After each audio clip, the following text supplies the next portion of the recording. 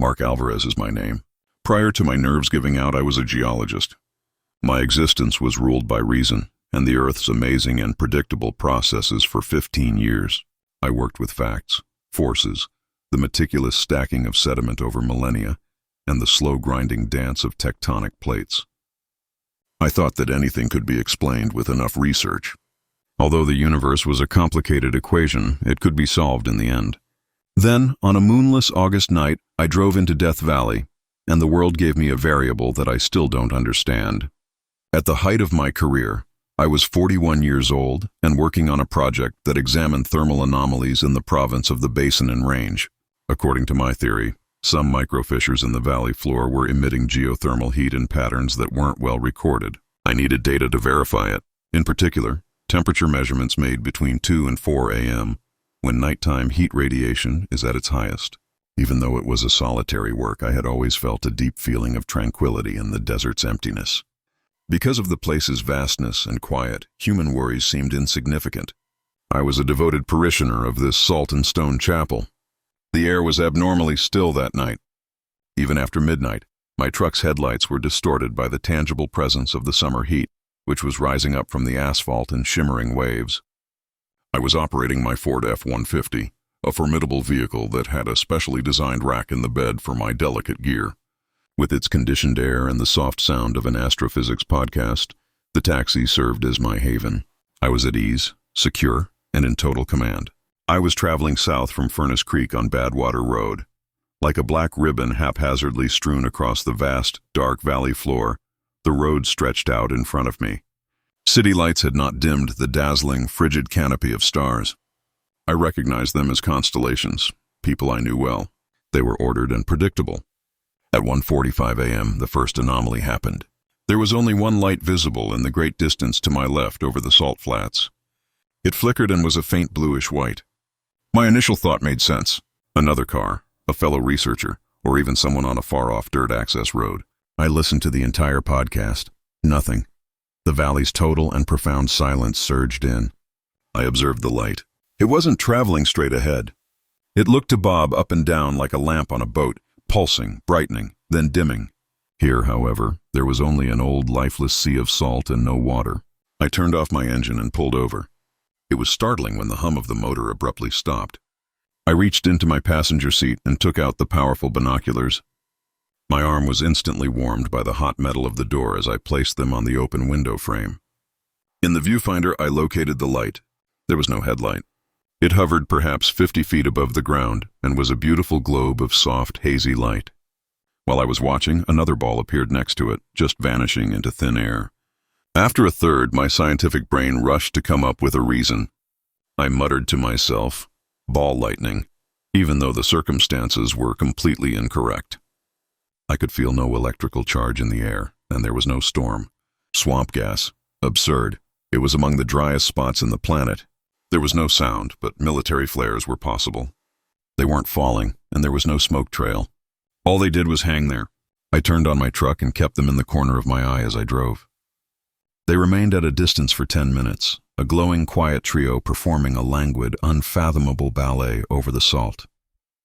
There was a part of me that was fascinated, the part that was still rational. I was observing a unique atmospheric occurrence. I ought to be recording it. After then, they began to move. There was no slow acceleration. It happened instantly. In a split second, the three lights in perfect formation flew to the right, covering what must have been several miles. They hovered again and came to a sudden stop. My ribs were pounded by my heart. Such a maneuver is not possible for any known aircraft. For a pilot, let alone any mechanical device, the G-forces would be too great. My knuckles went white as I clutched the driving wheel. A primordial creeping fear took the place of the sense of tranquility I had always connected with the desert. The silence was no longer calm. It was dangerous. There was no longer a calm hush. It was cautious. I instructed myself to continue driving, reach my survey spot, take the readings, and return to Furnace Creek's relative normalcy. The lights, however, had different plans. Once more they advanced straight at me. They weren't soaring through the air. The distance was getting closer at a horrifying rate, and they were low, skimming the desert floor. Now they were lighted by my headlights. Their illumination wasn't intense, and they were roughly the size of beach balls. There seemed to be no shadows created by the gentle, ethereal radiance. They had a graceful, flowing gait that was both exquisite and essentially incorrect. They kept quiet. What frightened me the most was the total lack of sound. No engine roar, no whining, no buzz, no rush of displaced air, just unfathomable speed that is silent. They started to go around my truck. They moved around me with ease, like planets orbiting a sun, even though I was going at 60 meters per hour. A silent, glowing companion would dart in close and pace my passenger window. The odd blue-white light of my pickup lighted the cabin. Sharp relief is created by the scuff marks on the seat and the dust on my dashboard. After that, it would peel off and be replaced by another. Sweat had made my hands slippery. I breathed in rough breaths.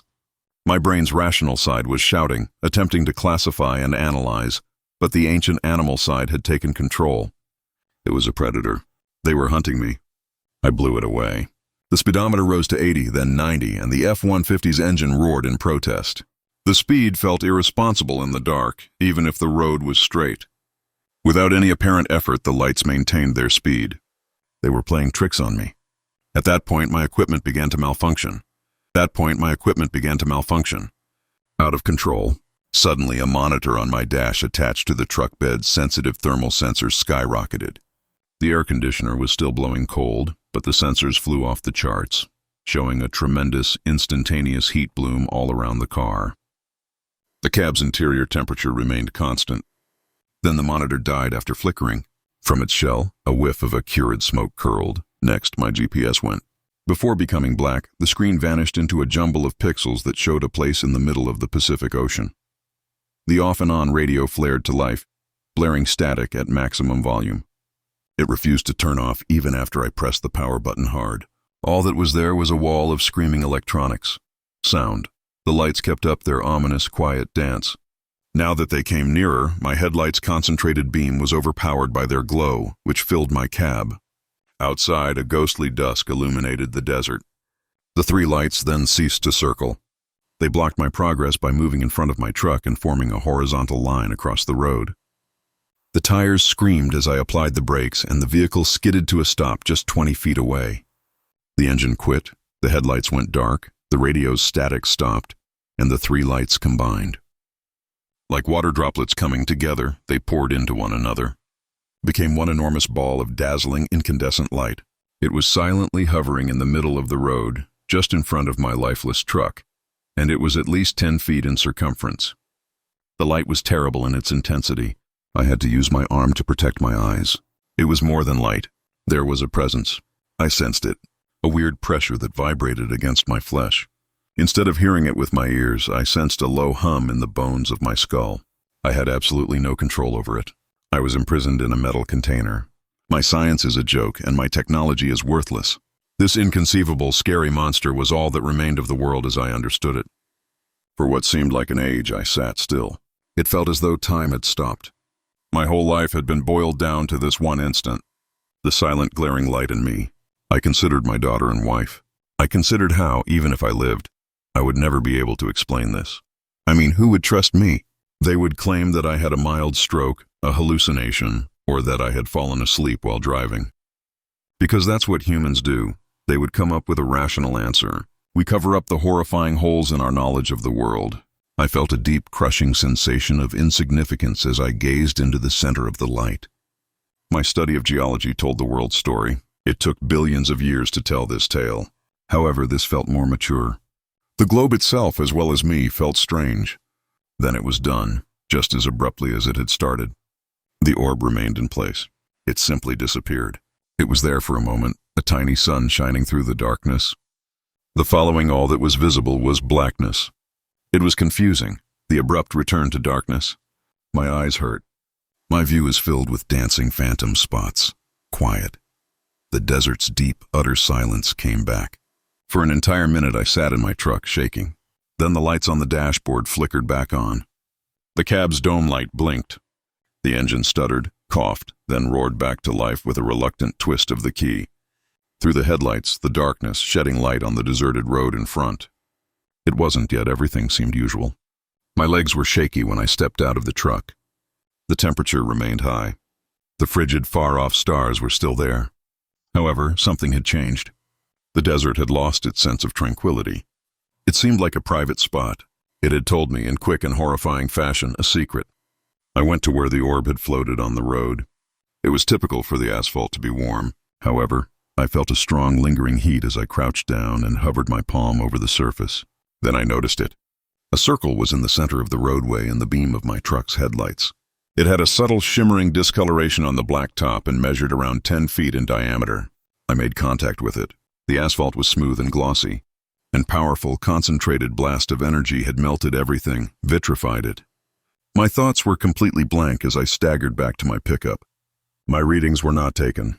I stopped my survey there. All the way back to Furnace Creek, I drove recklessly and quickly. I didn't turn around. I was afraid. The following day, I announced my resignation from the project, citing personal health concerns. I couldn't bring myself to be honest with my coworkers. How was I able to?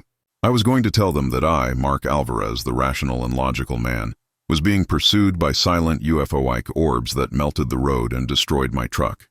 I didn't return to Death Valley. I am unable to even view images of it at this time. When I close my eyes at night, I can sometimes still see it. The dazzling brightness, silence. And I have the same harrowing sense of insignificance, the terrifying knowledge that the reality I believe to be real is actually a thin, brittle facade, and there's movement beneath it. In the great, quiet blackness, items that are not included in our calculation. Was this story enjoyable to you? Please share your thoughts in the comments section and remember to like this video. Let's go on to our next story now. Let's go on to our next story now. You can call me Jasmine Clark. Pixels and color schemes are my life as a graphic designer. My universe is well organized, grid-aligned, and easily undone with a single keystroke. I enjoy having authority. I enjoy being aware of the regulations. I discovered that some places don't have rules when I was traveling from Phoenix to Los Angeles 2 years ago. There are traps for them. It was a foolish error, the sort of thing you only make when you're young and arrogant. My entire existence was crammed into my little outdated Honda Civic when I moved to Los Angeles at the age of 29 for my ideal job. I made the decision to drive through the night instead of paying for a motel. I had already done it. An excellent playlist and a couple of energy drinks. What might go wrong? Right up until I reached 29 Palms, the road was fine. The world begins to run out of resources at that point. There are fewer lights and fewer automobiles, just the long, mesmerizing stretch of Route 62 piercing the night. At night, the Mojave Desert is another planet. It seems as though the sky will engulf you since it is so big and dark, and the road simply unwinds into a limitless emptiness. When the small orange fuel light blinked on, I experienced my first genuine anxiety attack. I looked at the gauge, the needle dangling just above the E. I mumbled, "Idiot," to myself. I had forgotten the most fundamental rule of desert travel, because I had been so engrossed in my music and the exhilaration of my new existence. Don't ignore a petrol station. Miles had passed since the last one. I looked at my phone. No signal, of course. The digital map was nothing more than a single blue dot on a worthless gray grid, me in a remote location. Fear started to twitch in the nape of my neck. It was horrifying to consider yourself stuck here by yourself in this engulfing darkness. This was how every horror film I had ever watched began. The foolish girl whose petrol runs out. In an effort to save as much petrol as possible, I turned off the radio and the air conditioner. The hum of my tires on the pavement was the only sound to break the oppressive silence. I had the impression that my car was a small, delicate capsule speeding across a chasm. I continued to drive for 20 minutes, which seemed like 20 years. Looking for any distant glow or indication of life on the horizon. Just the unbreakable wall of night, nothing. My vehicle started to splutter. The lurching sensation was nauseating. I pleaded with the machine, "No, please," as though it could hear me. I could already picture the headlines. On a desolate route, a young woman's automobile was discovered abandoned. Then I noticed a light on the right side of the road up ahead. It's a pool of friendly, welcoming neon, not simply a light. It resolved into a wonderful little bit of Americana as I approached. Despite being a gas station, it had the appearance of a film from the 1950s. It had a modest, tidy building with a sign that simply read "Gas" in brilliant red letters, as well as a single vintage-style pump with a glass globe on top. Another sign opened beneath it. I felt a surge of relief that was so strong it nearly made me feel lightheaded. In fact, I burst out laughing. There was a gas station, of course.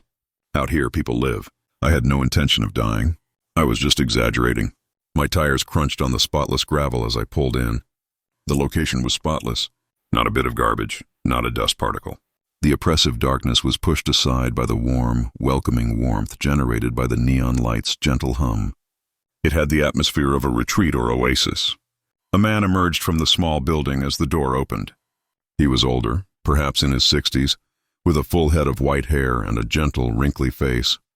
His outfit was immaculately ironed, and he had a name patch that said, Jed. "Evening, miss," he remarked in a happy but hoarse voice. "Were you running on fumes?" I responded, my voice shaking with lingering anxiety. "You have no idea. In a literal sense, you save lives." He laughed. "Obtain that out here is a lot. Fill her up, please. Regular is acceptable." To stretch my legs, I got out of the vehicle. The air was warm and had a creosote and dusty fragrance, but it felt different and safer here under the station's lights. As Jed removed the nozzle from the pump, I observed him. It was an old-fashioned one with a squeeze handle. I noticed something strange when he began pumping after he had placed it in my tank. There was no noise, no gurgling of gasoline, no click of the pump coming on. Entering the tank. The pump's numbers were not spinning. They had been painted on. I scowled. "Does it function?" Jed simply grinned, but the smile didn't quite reach his eyes, which were crinkling at the corners. They appeared to be concentrated on something above my shoulder and had a light, washed-out blue color. "She's working perfectly, I see. Thirsty vehicle." In spite of the heat, I shivered a little. There was a problem. The jollity seemed practiced. It felt wrong to be silent. I made an effort to shake it off. After the stress of nearly getting stuck, I was simply exhausted, and my mind was playing games. "We don't accept cards," he answered, maintaining that eerie grin. "Only cash." I took a 20 out of my wallet and responded, "No problem. I should be able to get to the next big town with that." He completed reinstalling the silent pump's nozzle. "Everything is ready." He went inside after taking the 20. I looked through the glass at my gasoline gauge. F full was indicated by the needle. I felt a little silly about being so paranoid. Jed returned with a boiling foam cup in his hand. He said, "On the house," and extended it toward me. "For the long road ahead." I told him, "Oh, you don't have two," but he persisted. Best he looked straight ahead as he said, "Coffee in the Mojave." I accepted the cup. The temperature was warm. I brought it up to my nose. It had an odd, non-coffee scent. It had the smell of dust, old paper, and dry dirt. A thick old dust. I simply thanked him with a grin because I didn't want to be impolite. He said, "Drive safely now, and watch me get back into my car from the door." After inserting the cup into the holder, I turned on the motor and re-entered the highway. I took a quick look in my rearview mirror. Still standing there, a lone figure in the warm neon light, was Jed. The station vanished, engulfed by the shadows behind me. The relief had returned. I had the remainder of the drive ahead of me, a full tank of petrol, and coffee that smelled strange. The familiar buzz of the road took the place of the anxiety. I think I drove for 5 or 10 minutes. I had just begun to calm down so the adrenaline would subside. My automobile then sputtered. It couldn't be, but the lurching, dying sensation was the same as before. The gauge indicated full. The needle had been firmly on F, and I watched in terror as it started to plummet. It was not a slow one. As though someone had yanked a plug, it plunged. FE. The engine gave one final cough and died after 3 seconds. On the shoulder of the road, I coasted to a stop. Once more, the hush rushed in, this time more sinister and foreboding. I flipped the key. Nothing, not even the engine would start. My blood froze. The coffee cup in the holder caught my attention. I grabbed it. It was deserted. I hadn't even had a sip. I flipped it over. My hand was covered in a fine brown powder. Dust was the substance, only dust. My heart felt like a crazy drum hitting my ribs. Desperately, I searched my rearview mirror for the gas station's illumination. It ought to have been apparent. I hadn't gone that far by car. Nothing was present. Only the smothering darkness, starless and everlasting. I reached for my phone. No signal yet. Once more I was stranded. However, things were different this time. It was more than just terrible luck. It was a ruse. A difficult trick, cruel. I exited the vehicle and turned to face the road where the station had once stood. The shot was straight. For miles I could see. It could not have been on a side road. There's no hill behind which it could hide. It just wasn't there. It had never existed. I felt the understanding strike me like a physical blow. The dusty coffee, the quiet pump, and the gas station Jed. It was a haze, a hallucination. However, it had seemed so genuine. My fuel gauge, the man's eerie eyes, the warmth of the cup, and the gravel beneath my tires. The system in my car indicated that the tank was full. I unscrewed my gas cap. I inserted my finger. It was dry. Not even a drop. I had also taken the $20 out of my wallet. In the middle of night, I found myself standing on the side of Route 62 with a dead car and an empty gas tank that my own car had informed me was full. Quad Desert wasn't just it was hungry, but empty. It was a flawless, lovely falsehood that had held out a ray of hope before me. Then it had taken it away, leaving me much more frightened and stranded than before. I'm not sure how long I remained there, immobilized by a terror so intense that it seemed like a disease. Eventually, the eastern sky turned gray with the first hints of dawn. I could see the vast, deserted terrain all around me in the fading light. Nothing was present. There were no side roads, no buildings, and no indication that there had ever been a petrol station or anything similar there. I was discovered by a highway patrol officer a few hours later. I sat in my car and gazed at the deserted road. I attempted to describe what had transpired. I informed him about Jed, the petrol station, and the gasoline gauge. He looked at me with the face that liars and hysterics get. He illuminated my gasoline gauge. It was on E, ma'am, he stated in a weary and condescending tone. Your gas just ran out. It occurs. When you're exhausted and afraid, your mind might fool you. He made arrangements for a tow vehicle. After being driven to the next town, I got my car started, filled it with gas, and resumed my journey to Los Angeles. However, the thrill had vanished. It felt like an ideal job. That night, something inside of me had broken. I currently reside in Los Angeles. I'm employed. My apartment is mine. However, I no longer drive at night. If I can avoid it, no. And since I occasionally spot a neon flashing in my peripheral vision while driving, a warm, tempting glow on a pitch-black stretch of road, I am constantly, obsessively mindful of my gasoline gauge. And I am aware that it isn't actual. It's an echo, a remembrance.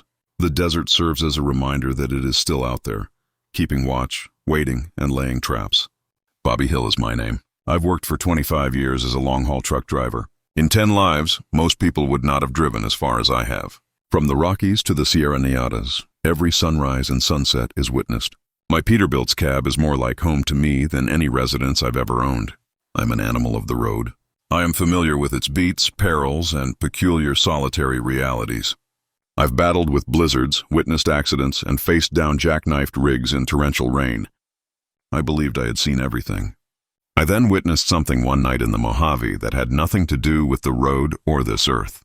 Running a well-known route from Salt Lake City to Bakersfield, I was 47 years old at the time. It was just a run with your eyes half closed, a load of dry products, nothing spectacular. I was familiar with every incline, curve, and lonesome mile marker. I'm referring to a lengthy, barren stretch of highway that passes directly through the center of the Mojave. It's just you, your headlights, and the pitch black at night. That's peace to a guy like me. No four-wheelers cutting you off, no traffic. Only the diesel engine's constant hum, my nighttime buddy. At around 3 in the morning, some drivers refer to it as the witching hour. The radio is dead. Everyone is asleep. And you begin to believe that you are the last man standing. I had my coffee in my thermos, lukewarm. More out of habit than need, my eyes scanned the road ahead. Through the darkness, my rig's high lights created a strong white light tunnel that illuminated the road, the on-the-shoulder, scrub vegetation, and the odd suicidal jackrabbit. I saw him for the first time at that point. Standing on the far side of the shoulder, where the light from my beam began to dim, he was merely a silhouette. I initially believed it to be a weird rock formation or a yucca tree. Your eyes are tricked by the sand, but the shape fixed itself as I approached. It was formed like a guy, or at least it was a man. He was incredibly tall, perhaps 7 feet, and slender, like a sketch that had been sketched and then stretched out. He faced the road and stood motionless. No clothes, no face, no features were visible to me. He was only a silhouette, a solid black mass that appeared to absorb my powerful beams of light. I could sense that something was seriously amiss even from a distance. At 3 in the morning, people don't just stand in the midst of the Mojave Desert. With my palm hanging above the air horn, I reduced my speed slightly. Perhaps his vehicle broke down. However, there was no automobile, no flash of metal, and no wrecked car on the shoulder. Only him. I craned my neck to get a glimpse as my truck thundered by. He remained still. He turned his head. He remained still. Against the black landscape, a black statue. A shiver ran up my back. On the road, I've seen some odd stuff. This was distinct from cultists performing strange rituals or people walking as they slept. What struck me was the figure's motionlessness. It was utterly predatory. I pressed the accelerator. I drove the large diesel engine back up to speed, causing it to moan. I said, "Get a grip, Bobby," myself as well as weary eyes. However, I couldn't get rid of the picture or the stark blackness of him. It resembled staring at a hole in the universe. I spent another 15 or 20 minutes behind the wheel. It was a straight road. For much than an hour, I hadn't seen any more headlights arriving or going. The usual hypnotic pattern of the trip was beginning to replace the uneasiness of the encounter. I spotted him again after taking another sip of coffee. My blood turned cold as I saw the same unfathomably tall, slender person standing motionless up ahead on my right shoulder, in the exact same location at the edge of my headlights. There was no way. I was moving at 70 meters per hour. Nobody could have surpassed me so quickly and so far. There were no shortcuts or access roads. It was a single highway encircled by hundreds of miles of barren, harsh landscape. I didn't slow down this time. My knuckles hurt from holding onto the wheel so tightly. My heart pounded frantically against my ribs. I walked toward him, keeping my gaze fixed on him. The figure was identical.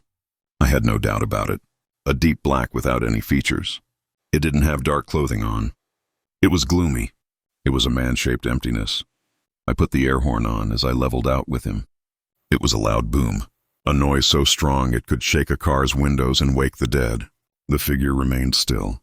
Didn't respond at all. He remained still. I took the chance of looking in my passenger side mirror as I went by. My tail light swept across him, sending him back into the blackness, but he remained there, motionless. I felt afraid now. It wasn't a joke. It wasn't a delusion brought on by fatigue. I was experiencing this, and it was both real and impossible. The truck was pushed to 80 and then 85. I didn't mind that the rig shook and rumbled. I desired separation. I desired to distance myself as far as possible from that item. I drove while checking the darkness behind me with my eyes fixed on my mirrors. The road was empty, nothing. As my dread subsided, a desperate and frenzied drive to justify took its place. Perhaps there were two of them, brothers, or some strange artwork. However, the justification seemed flimsy and pitiful. I was aware that what I had witnessed was illogical. I made the decision to stop searching for him. I would simply look straight ahead, concentrate on the white lines, and drive till dawn. It would be better in the sun. The shadows would be burned away by the sun. I nearly missed it because I was so preoccupied on the road ahead. I saw a movement flicker in my passenger side mirror. I jerked my head toward it. My heart stopped beating. He was present. He was no longer on the shoulder. He was sprinting and in the lane next to me. I have to explain things to you. I was riding an 18-wheeler at over 80 meters per hour. Just the wind shear is amazing. Additionally, this shadow man was effortlessly keeping up with my cab. Now, against the dim light of my own running lights, his shape was more distinct. He was tall and thin, with limbs that were excessively long and joints that bent at slightly incorrect angles. It seemed to take no effort at all for him to run with a loping, effortless gait. The pavement didn't seem to be pounded by his feet. As they passed over it, the only sound was the noise of my own engine. No panting, no footsteps. He moved his head in my direction. I was still unable to see a face. It was merely a black, smooth oval. However, I sensed that he was observing me. His eyes were on the side of my face, and I could feel their dead, icy pressure. Like a scientist examining an insect, the expression was one of unadulterated, emotionless interest. I let out a yell. It wasn't a word. The sound was ripped from my throat, a savage animal cry of sheer dread. The trailer behind me fishtailed and groaned as I maneuvered the rig. The tires let forth a screech. For a frightful moment, I believed I was going to lose it and roll the entire thing in the middle of the desert. After struggling with the wheel, I brought the truck back in control. My gaze quickly returned to the passenger window. He had left. The huge truck shook and screeched to a stop in the middle of the highway when I stomped on the brakes. Suddenly, the only sound in the vehicle was my own ragged, frantic breathing. I checked my mirrors, the windows, and the road behind me. Nothing. Only the desolate, quiet desert illuminated by my headlamp's icy, antiseptic light. I sat there for a while, trembling so much that I had trouble keeping my hand on the gear shift. At last, the sun began to rise, illuminating the sky with pink and gray tones. I didn't feel secure in the light. Everything only exposed the utterly terrible desolation of the location where everything had occurred. Eventually, I managed to restart the truck. In dumb amazement, I drove the remaining distance to Bakersfield. I drove my rig directly to the company yard after delivering my load and gathering my papers. I gave the dispatcher my keys. I told him I was done. He believed I was leaving because of a wage disagreement we had been having. He didn't comprehend. I made no attempt to clarify. How could I let him know that I was ending a 25-year career? Because my truck was traveling at 80 meters per hour when a shadow passed by. My house was sold. I relocated as far away from the desert as possible to a little town in Oregon. These days, I work in a lumber yard. It's quiet, but the pay is awful, and there are many trees all over the place. They obstruct the view. Since then, I have avoided nighttime highway driving. My heart will occasionally race when my wife is driving us home after dark, and, for a brief moment, I will notice an oddly formed shadow or a trick of the light. The recollection suddenly resurfaces. That silent, effortless run, the featureless face, the impossible height. There are some things you never forget. Some items cause the backs of your eyelids to burn themselves. Its last horrible secret, which I discovered during my life on the road, is that the nothingness is not empty. Out there, something lives and observes. Occasionally, if you're unlucky, it will choose to run beside you. Remember to like and leave a comment below if this story made you shiver. Let's go on to another horrifying story. You can call me Tina Marshall. I work as a photographer, not one who works at it for a living, but one who is passionate about it. I perceive the world through a lens, appreciating the odd, the deteriorated, and the neglected. My camera serves as both a translator and a protection. It aids in my understanding of things. However, I turned down a route that wasn't marked on any map 3 years ago when camping alone in Joshua Tree National Park. And something that still doesn't make sense was taken by my camera. It made me realize that not everyone wants to be understood. All they want to do is trap you. I was 33, unmarried, and fiercely self-reliant. My friends were buying reasonable furnishings, getting married, and starting families. I was planning visits to isolated, lonely locations and purchasing new lenses. My cathedral was Joshua Tree. I admired its bleak alien beauty. The way the granite monoliths would catch fire in the waning light, and particularly the trees themselves, those twisted, gnarled Joshua trees, were more than simply plants to me. They were sculptures. Each one narrates a tale of survival, wind, and sun. They appeared to be caught in a silent dance that had been going on for generations. That was the thing I kept thinking. A dance without sound. I didn't realize that thinking would turn into something so evil. I had a straightforward plan. Arrive late on a Friday, set up camp at Jumbo Rocks, and go hiking and shooting over the weekend. The trees beneath the full moon were what I wanted to photograph. I had planned my trip around it. I couldn't stop thinking about those weird humanoid figures in ethereal moonlight. Due to the usual soul-crushing traffic on the Tendon East, I left Los Angeles later than I had intended. Upon eventually turning off Highway 62 and making my way to the park entrance, it was much past 1,000 p.m. already. The moon was so bright that it washed out the stars and left long, sharp shadows on the desert floor. It was a pristine silver disk in the ink-black sky. I had hoped for precisely that. In the town of Joshua Tree, I went through the west entrance to the park. Naturally, the ranger station was closed. I continued driving as the well-known Park Boulevard twisting road stretched out in front of me. At night, the park is a different place. The Joshua trees with their arms extended appear to be waiting for you, and the rock formations like sleeping giants. A deep quiet exists that is both serene and quite disturbing. I ought to have been more aware of the signs. I was exhausted, enthralled with the moonlit scenery and already planning pictures. The Jumbo Rocks campground turnoff was the one I was really searching for. I believed I spotted it. A tiny wooden sign partially obscured by a big boulder's shadow. Even though the letters were faded and the sign was old, I was positive it stated Jumbo Rocks. It felt a little strange, pointing down a dirt road. Although parks alter things, I thought it might have been a back entrance or an overflow area, because I remembered the main campground road being asphalt. I turned then. My little SUV managed the grate on a dirt road. It was narrow and well graded, with a thick Joshua woodland on either side. As I drove by, their tangled arms appeared to reach for my car as their spiky bodies jammed the road's boundaries. My windshield was covered in a dizzying, strobing pattern of light and shadow as the moonlight streamed through their branches. The effect was mesmerizing. For what seemed like 10 minutes I drove. Deeper into the woods, the route wound and turned. By now, I ought to have arrived at the campground. I should have noticed the forms of tents and RVs, as well as the glow from other campfires. However, nothing was present, only the moon, the road, and the silent trees that watched. A knot of uneasiness started to form in my stomach.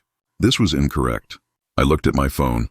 No signal as anticipated. Out here, the car's GPS proved ineffective since it couldn't latch onto a satellite. I was alone. I made the decision to continue for just 5 more minutes. I would turn around if I saw nothing. The road remained the same after 5 minutes. The same winding passageway of gnarled trees. The dust I had thrown up settled about me in a spectral haze as I slowed to a standstill. When I turned off the engine, there was complete silence. I exited the vehicle. The air was chilly, with a hint of sweetness from desert blossoms and a fragrance of dry dirt. I didn't need a flashlight because the moonlight was so bright, and there were hundreds of trees all around me. In the silver light, they stood with their arms up in every possible position, warning, imploring, appealing. Their likeness to human figures was more obvious than ever in the high-contrast moonlight. I could practically see eyes in the shadowy crevices and faces in the twisted bark. I shook my head in an attempt to dispel the fantasy. The power of suggestion was all that was involved. When there were no patterns, my artist brain saw them. I made the decision to go back. I had to continue until I found a wider area since the route was too small to do a 3-point turn. The road opened into a tiny, perfect circle a few hundred yards later. It was a forest clearing that was just large enough to turn around in. One huge Joshua tree stood in the middle of the clearing. It was the biggest and oldest I had ever seen. Its branches, like a supplicant in pain, twist toward the sky. It was an outstanding example. I started back the direction I had come after turning the car around and sweeping the clearing with my headlights. The feeling of relief was instant. I had just made a simple, foolish error and gone in the wrong direction. I would soon be back on the well-known asphalt road, erecting my tent and giggling about my brief excursion. But there was never any laughter. After 10 minutes of driving, I took 15. I ought to have arrived at the main road. I ought to have left the thick grove. However, the landscape remained unchanged. The same crowded, winding gravel road, the same trees. My heart started to beat a bit quicker. Was I too sluggish of a drive? Did I miscalculate the distance? I stepped on the gas pedal. On either side of me, the trees turned into a strobing, fuzzy wall. The patterns of shadow and light were increasingly chaotic. I didn't see it for another 5 minutes. Ahead, the path opened into a clearing, a tiny, flawless circle, with a single gorgeous old Joshua tree standing in the middle, its arms bent agonizingly toward the moon. The clearing was identical. My automobile skidded to a stop when I stomped on the brakes. There was no way. I had been avoiding it by driving straight ahead. There was no fork in the road. I hadn't looked back. And yet here I was, exactly where I had begun. Panic stabbed through my exhaustion, cold and piercing. I frantically tried to think of a rational reason. There must be a loop in the road, a flawless, unmarked circle. It must have been that. I was unaware of this picturesque road, a very extremely ill-conceived one. All right, don't freak out. I inhaled deeply. I was a sensible individual. It required to have an entrance if it was a loop. I had boarded in order to disembark. All I needed to do was watch for the turnoff leading back to the main road. I was too tired and preoccupied to see it on the first pass. I'd pay attention this time. I resumed driving while keeping an eye out for any breaks in the trees or minor roads that might lead off to the right. I drove carefully and slowly. The trees observed me as I went by. I became more conscious of their shapes. One of them appeared to be a mother clutching a youngster. Another appeared to be an elderly man hunched over a cane. One that had 2 major branches resembled a couple cuddling. They were being personified by me, a peculiarity of the mind to deal with the pressure. It was just that. I went around the circle once more. I went by the old guy, the mother with the child, the couple in embrace, and then I was back in the clearing with the large afflicted tree in the middle. There had been no exit, no turnoff. The road system was closed. This time, the panic was more intense and almost terrifying. I was confined. The circle I was driving in could as well have been an endless prison, even though it was just a few miles in diameter. In the clearing, I killed the engine and brought the car to a stop once more. There was a change in the sudden silence. It wasn't quiet. It was a jest. With my camera in my hand, I exited the vehicle. My sense of reality was anchored by the camera. I would record this. I would photograph the clearing, the trees, and the road. It would show that I wasn't insane. I started photographing after putting on a wide-angle lens. I snapped a photo of the massive tree. I snapped a photo of the roads that lead into and out of the clearing.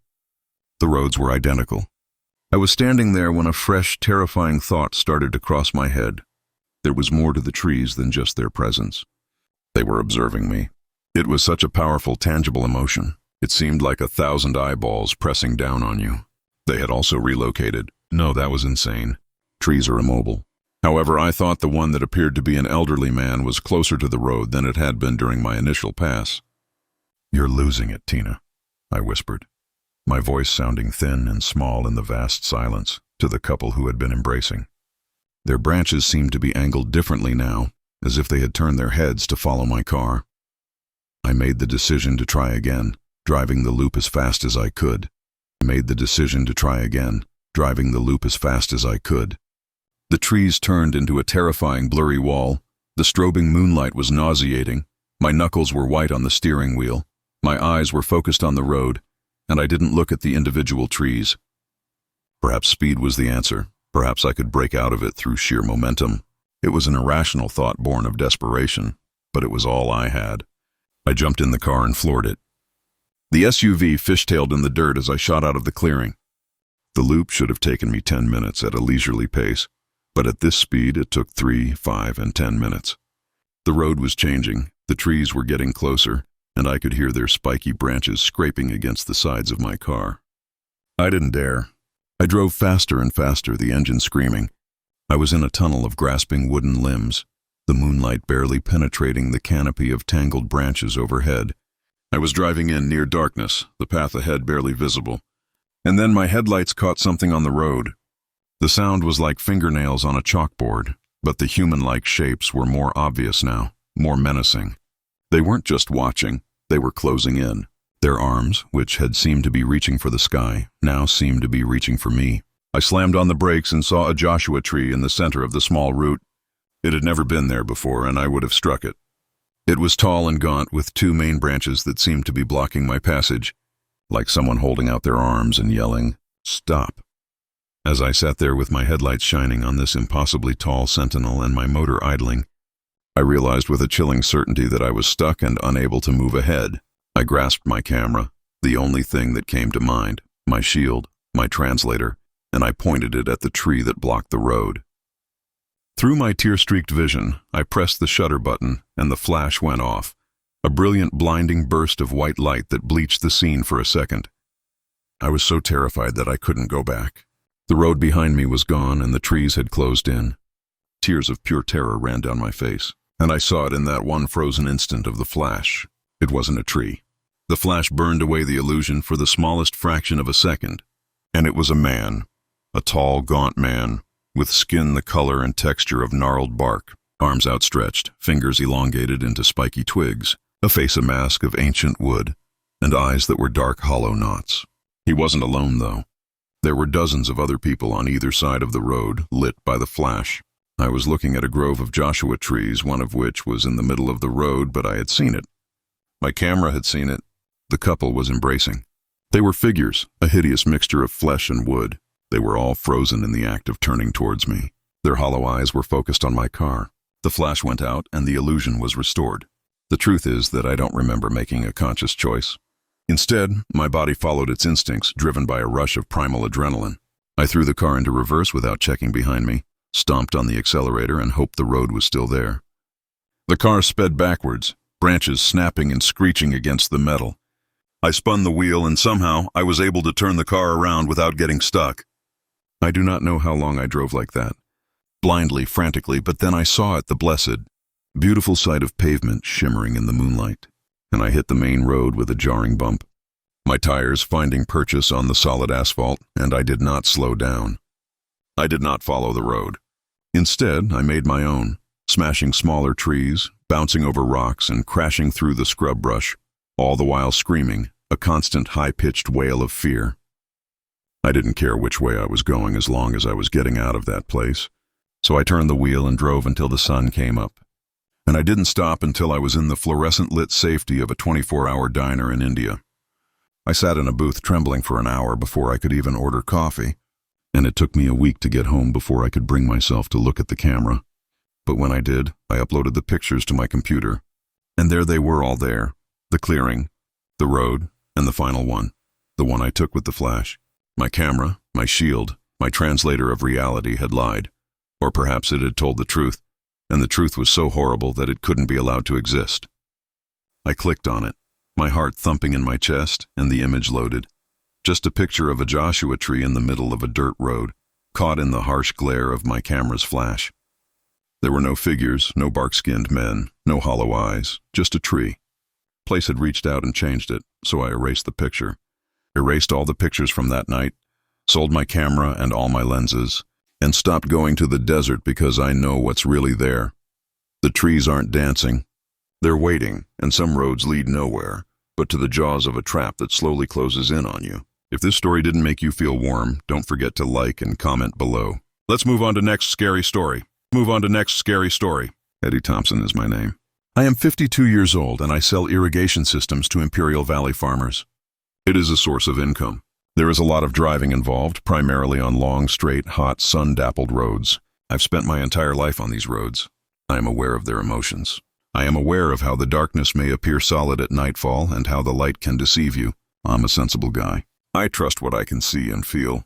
However, I took a lift to a young man one night on a desolate section of the S-22, and he taught me that some things you can feel and touch are much more terrible than dreams. In late September, it was a Tuesday. The evening was nice and the heat had finally subsided. After a sales call up near Barago Springs, I was on my way home to Broly. It was growing dark, that enchanted moment in the desert when the mountains become flat black outlines and the sky turns a rich bruised purple. That time of day is my favorite. It's calm and serene. The Barago Sultan Seaway, also known as the S-22, is a lonely road. It slashes across the Ansa Barago Desert's untamed bare badlands. Park State, nothing is out there. Rock, sand, and the occasional coyote. No homes, no gas stations. I had my windows down, a classic rock station was playing on the radio, and the cool desert air was coming in. My wife was probably preparing a steak for supper, and I was thinking about it while enjoying a cold beer. He was approximately half a mile away when I saw him. There was a figure moving in the same way as me, strolling along the road's shoulder. Out there, especially at dusk, that's unique. Both places are inaccessible for walking to and from. My initial assumption was that his vehicle must have malfunctioned. I began looking for a car by the side of the road, but I couldn't see one. Only the man moving at a slow, steady pace. He looked youthful, perhaps in his early 20s as I drew nearer. He wore trousers and a basic t-shirt with a knapsack thrown over one shoulder. He was not showing his thumb, wasn't attempting to stop me. He simply continued to walk while gazing straight ahead. Now, I'm not the type of person who typically picks up people who are hitchhiking. There are too many stories you hear. However, this felt distinct. The child appeared well-groomed and the place was utterly desolate. Well, leaving him out there felt wrong. The temperature would quickly drop because the sun had already set. After nightfall, it was not a safe area to walk. It almost felt like my responsibility. About 20 feet before him, I parked my pickup vehicle on the sandy shoulder. Leaning over, I opened the passenger door. "Need a ride?" I yelled. He paused his stride and turned to face me. His eyes were a clear blue and his face was lovely and open. He appeared neither astonished nor even relieved. He merely gave a nod. He remarked, "That would be great." He spoke quietly and calmly. "Thanks." He went over and threw his backpack on the ground before jumping in. I retreated onto the deserted roadway once he shut the door. "Car malfunction," I said, striking up a conversation. "No car," he stated plainly. "Going on a hike?" He gave a nod. That kind of thing. I didn't mind that he wasn't particularly communicative. Personally, I'm not much of a chatterbox. For a few minutes, we traveled in pleasant stillness. Only the gentle music on the radio and the hum of the tires could be heard. He simply sat there and gazed at the fading scenery beyond the window. At last I said, "My name is Eddie." He turned to face me and answered, "My name is Leo." He smiled modestly and courteously at me. I couldn't quite place it, but there was something strange about him. He was still. It's an odd way to characterize someone, but it's the only appropriate word. Like a stone at the bottom of a river, he exuded complete peace and serenity even when he moved. He was also clean, too tidy.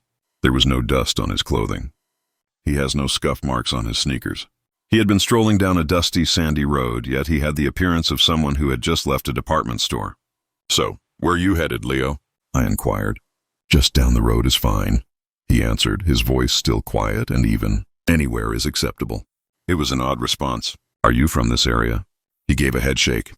"Not at all." Once more the conversation ended. I became a little uncomfortable.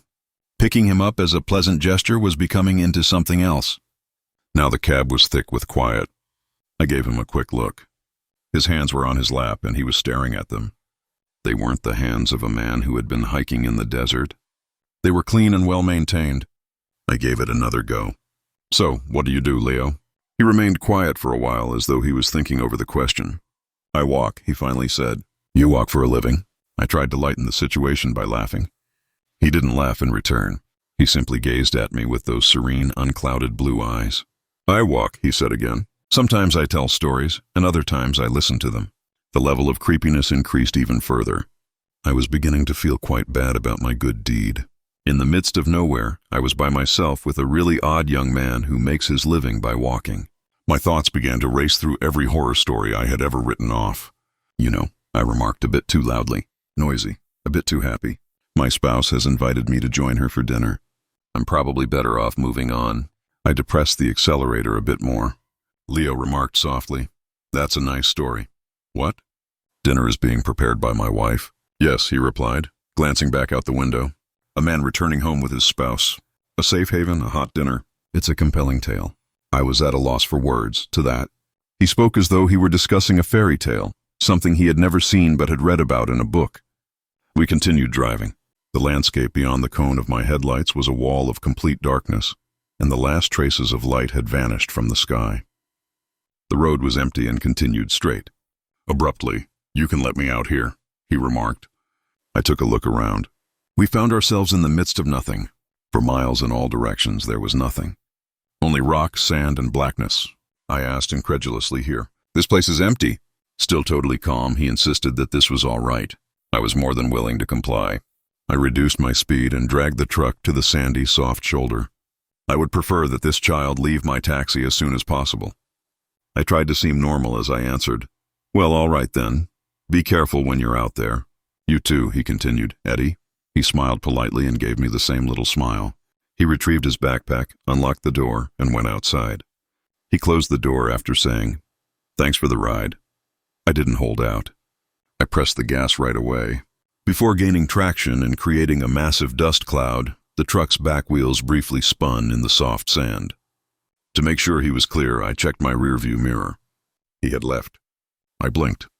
I had just caught a glimpse of him. Just 2 seconds ago, he had shut the door. Glimpse of him. Just 2 seconds ago, he had shut the door.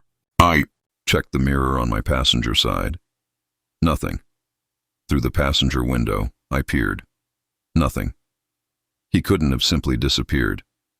He must have fled into the darkness or ducked down. Only the moment I turned my head away, but there was nowhere to flee. Secondly, the terrain was wide and level. My taillights would have lit him up for a few seconds, even in the dark. I had a racing heart. 100 feet from where I had dropped him off, I halted the truck once more. The headlights carved 2 white tunnels into the night when I shifted it into park and left the engine running. I have to be aware. If I didn't figure this out, it would be a persistent problem for me. I retrieved the bulky mag light from behind my seat and exited. Now the air was frigid. The hush was tremendous. "Leo!" I exclaimed. I spoke in a weak, stupid voice. No response. I made my way back to where he had exited the truck. The shoulder was covered in light, nearly powdery sand. I could clearly see my own footprints after exiting the truck. I pointed my flashlight at the spot where he had been standing, on the floor near the passenger door. Nothing was there, not even a single footprint. I made a broad circle with the flashlight's beam. Where I had pulled over, my tire prints were as visible as day. Leo had stepped out onto the soft, yielding sand from the passenger side, but my own footsteps were visible, leading from the driver's side door. Not a single mark, scuff, dip, or disturbed particle of sand was there. He appeared to have been composed entirely of air, lacking any weight or substance, as though he had never been there at all. However, he had visited and spoken with him. I'd seen him. He had sat in the passenger seat, which was still a little indented. There was still the door he had opened and shut. He had left no trace, but he was real. I was struck with a horror I had never experienced before, a fear that was cold and primordial. This was no trick or hoax. It was impossible, something else entirely, something that defied every rule I believed I understood. My feet scampered back to my automobile, slipping and creating awkward, deep prints in the sand. I locked it, slammed the door, and flung myself into the driver's seat. I put the truck in drive and drove away, not giving a damn about the road, just wanting to get out of that place. It was almost absurd how fast I drove the rest of the way home. I didn't switch the radio on again. Even my breathing was abnormal. I drove, almost expecting to see him sitting there grinning, his cool, courteous smile. My gaze flickering from the road to the vacant passenger seat and then to the rearview mirror. Upon entering my home, my wife gave me a quick glance, regarded my pallid, perspiration-drenched face, and realized that something was seriously off. The narrative came out as a confused, terrified mess when I tried to relate it to her. A hitchhiker, not a single footprint. He simply disappeared. She believed I had a waking dream and was tired. She called it highway hypnosis. I gave her the impression that it was simpler. However, I was aware of what had occurred. I had transported a spirit, a ghost, or a tale. What was it, he said? Sometimes I tell stories and other times I listen to them. He might not have been a ghost in the conventional sense. He might have been something else.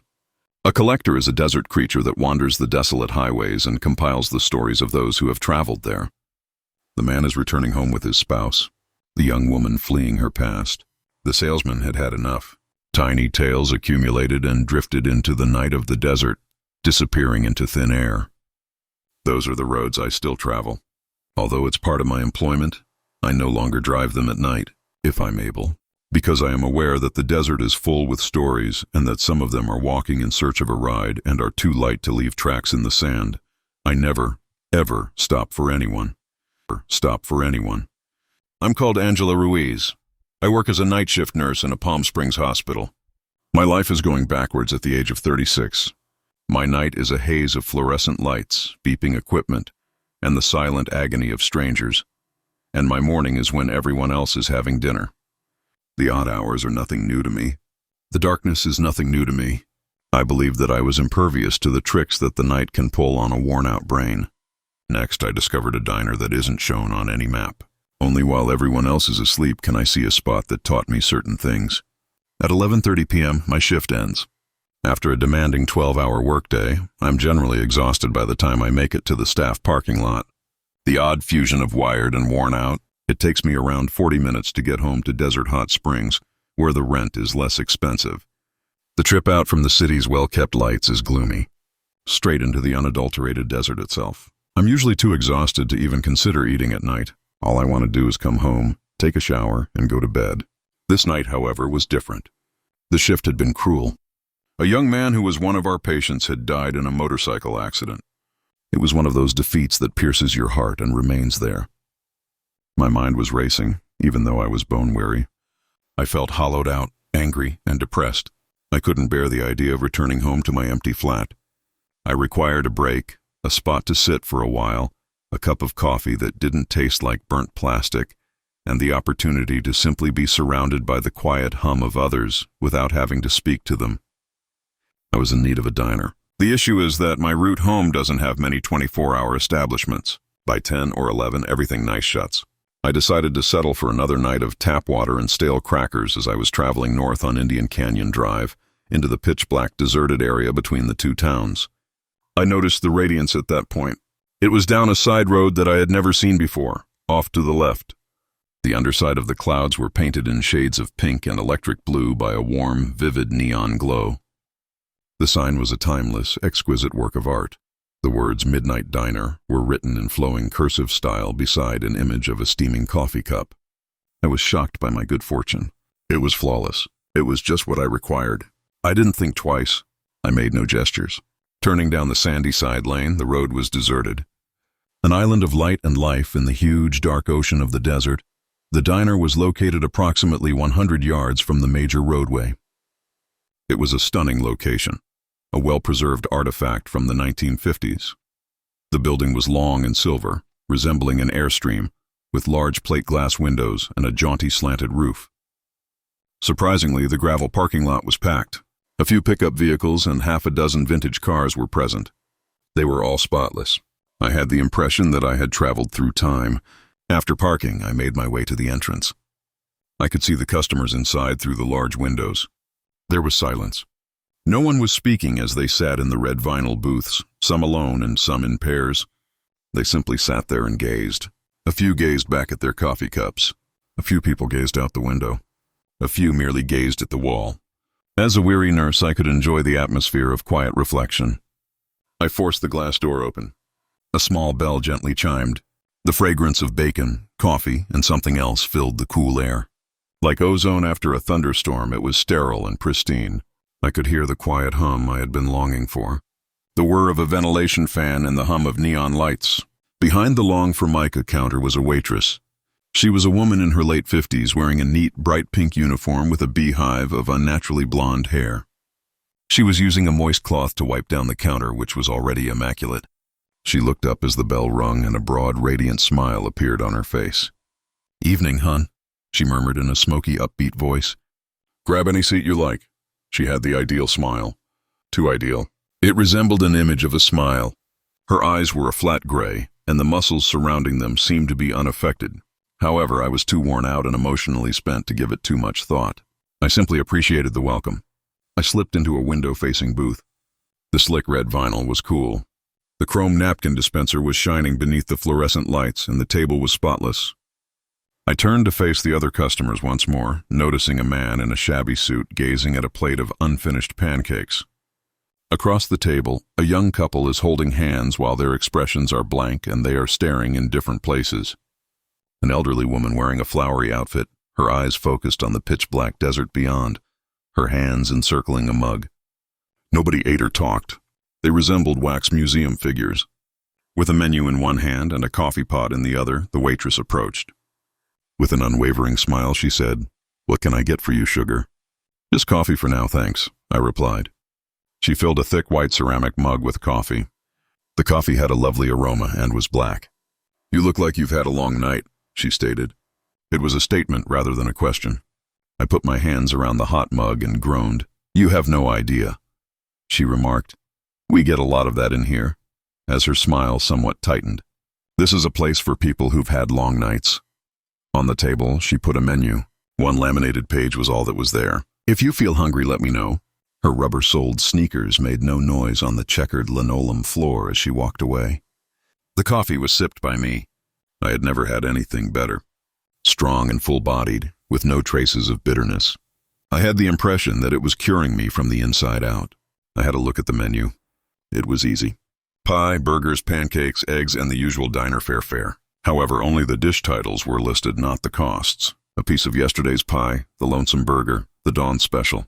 Even though I wasn't really hungry, I thought I need to place an order. The least I could do was that. I watched the others while sipping my coffee. The stillness was growing heavier and less reflective. It was the quiet of a waiting room, yet nobody seemed to know why they were there. His pancakes had not been touched by the man in the suit. They hadn't run with syrup. It simply rested in a flawless, glossy pool. The young couple was still there. The elderly woman stared into the darkness as she carried on with her vigil. I noticed that, aside from the waitress, nobody else had moved in the 10 minutes I had been there. They all remained motionless in their own small scene of silent anguish. In order to refill my mug, the waitress returned. She still had a big smile on her face. "Ready to order, hun?" "I'll just have a slice of the apple pie," I replied. Then she chirped. "Good choice. Warms the soul." She vanished through 2 silver doors that swung into the kitchen. I drank the coffee for a long time again.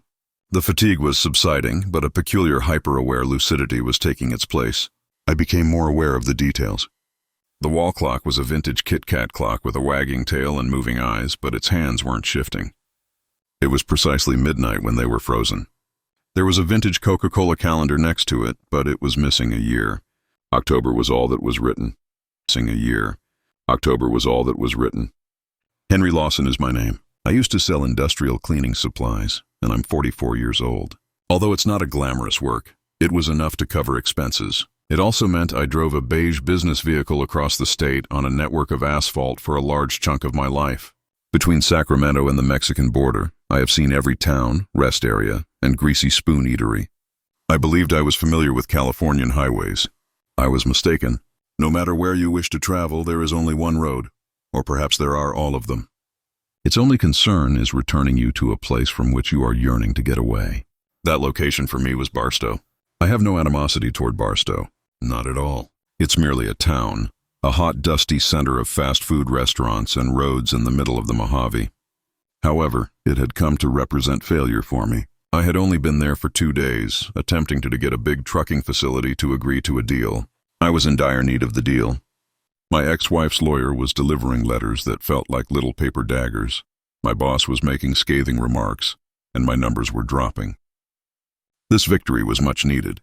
I didn't understand.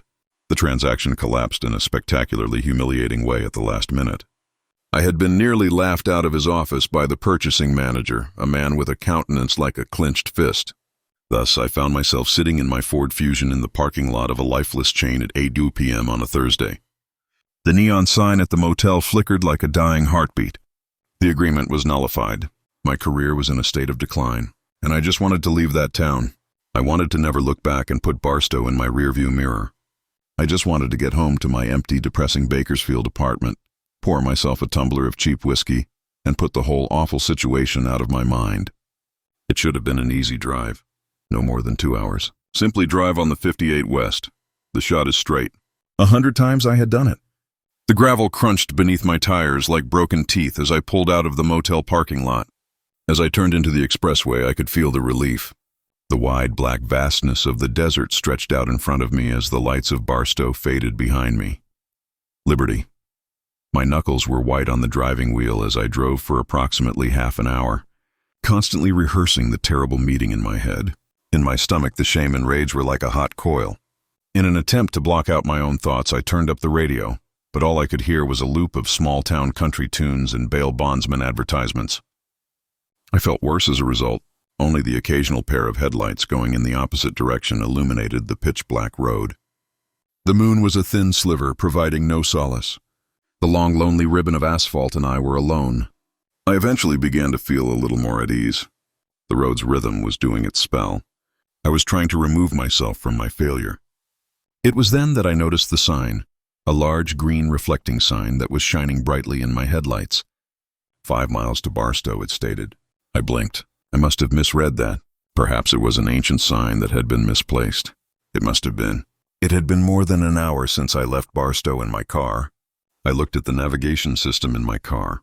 On the 58, the small blue arrow was pointing west. The readout said that I was halfway to Mojave, just where I should have been. I gave a headshake. It was an anomaly. Tired drivers are confused by a strange sign that has been forgotten. I continued to drive a bit more attentively. A tiny icy stone in the bottom of my stomach was the uneasiness. A sign that looked just like the first one emerged 10 minutes later. Barstow, the next 3 exits. My blood froze. This was no coincidence. There was a serious problem. I took another look at the GPS. It still displayed me traveling miles to the west, from the metropolis I had so joyfully abandoned. However, the tangible, real-world signs were giving me a different impression.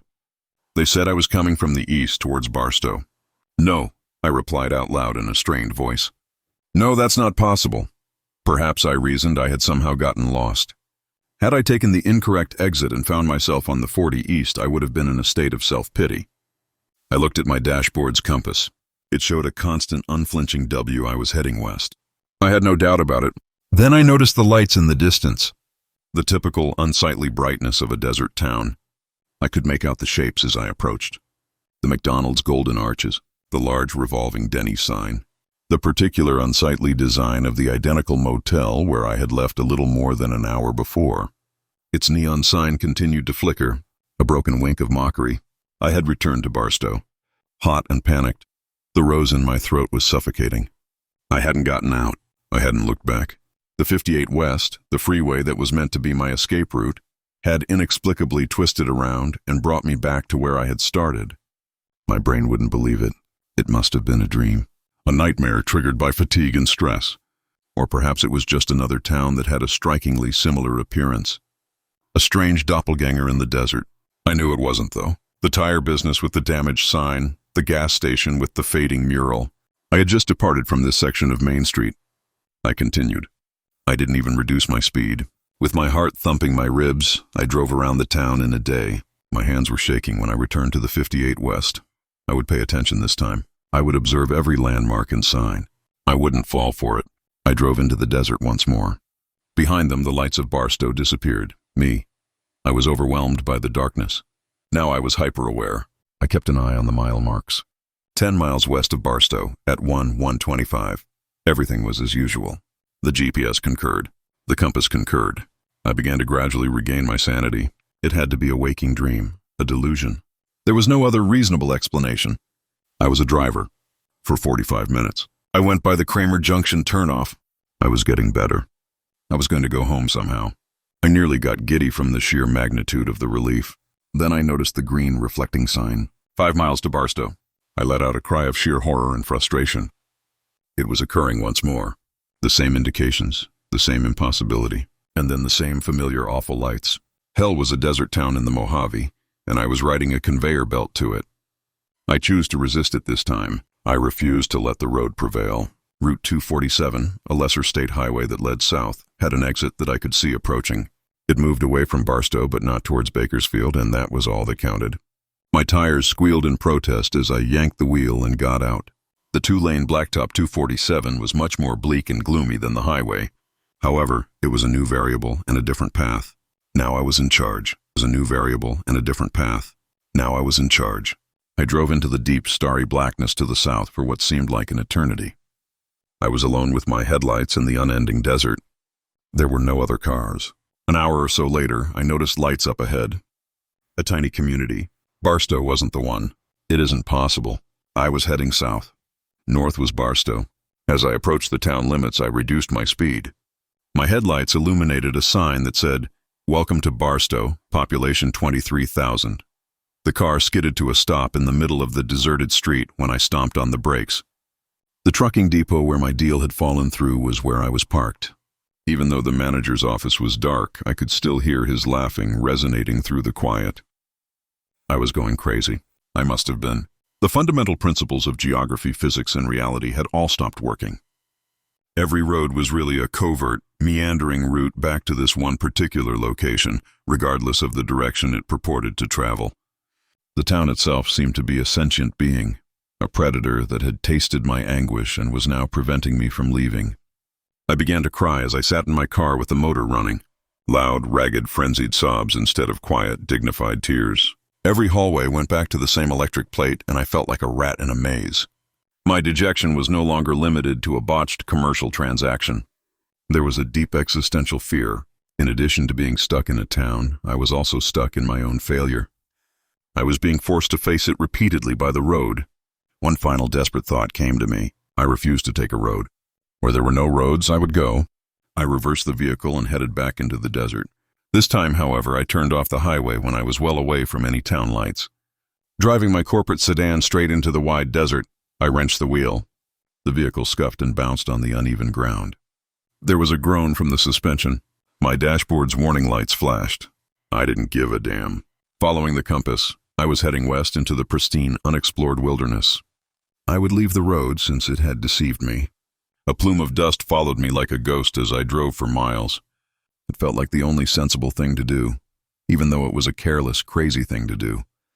Finally, I was breaking the circle. I was running away. The car eventually began to make a horrible grinding sound. The temperature of the engine rose. The poor automobile had been pushed too far by me.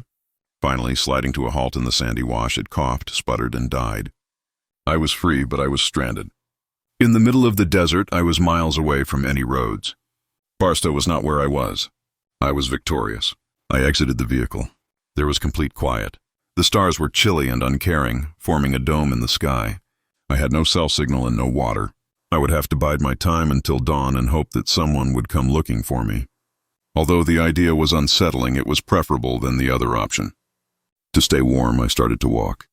To get a closer look and see if I could see any lights in the distance, I ascended a tiny rocky slope. My dress shoes slipped on the rocky rock as I clambered to the summit. I stood there panting and gazing out over the wide black landscape when I noticed a familiar, nauseating glimmer tucked away in a valley only 5 miles away. The town's lights. My heart fell. I was so certain of the town's identity that it defied logic. The form of the Denny's sign was visible to me. The motel sign flickered faintly and rhythmically, visible to me. I hadn't gotten away. I had simply chosen the more difficult route. The desert itself, the vastness without roads or tracks, had worked together to bring me back. There was no way out. To put me back in the place where I had failed, the cosmos had twisted itself into a pretzel. On the stony surface, I fell to my knees. I no longer had the strength to cry. I simply experienced a deep sense of emptiness. There was no logic or predictability in the world. The cosmic joke was harsh. And Barstow was always the joke. How long I sat there is a mystery to me, perhaps hours. The desert was eventually painted in pale, washed-out hues as the sun rose. I could see my automobile in the wash below, smashed in the daylight, and the town beyond it. In the morning light, it appeared so unremarkable, just a location. But I was aware of it. I was in purgatory for myself, a prison of remorse and asphalt. Later that morning, I was discovered walking down the shoulder of the 58 West, just outside Barstow, thirsty and delirious, by a highway police cruiser. I attempted to describe what had transpired, but my words were not clear. All they did was drive me back into town and give me water. I resigned the following day. I was unable to return to a vehicle. I presently reside in Barstow. I got a job at Denny's doing dishes. From the kitchen window, I can see the expressway. Watch as the trucks and vehicles fly by, headed west, fleeing. I am aware that they are not truly fleeing. They simply have a long way to go. And eventually, everyone. Every path goes back to the location we're attempting to flee. It goes back to the location we're attempting to flee. Melissa Crane is my name. I am a 31-year-old amateur astronomer. Or I was. The night sky, the immense silent spectacle of the cosmos, has always been my fascination.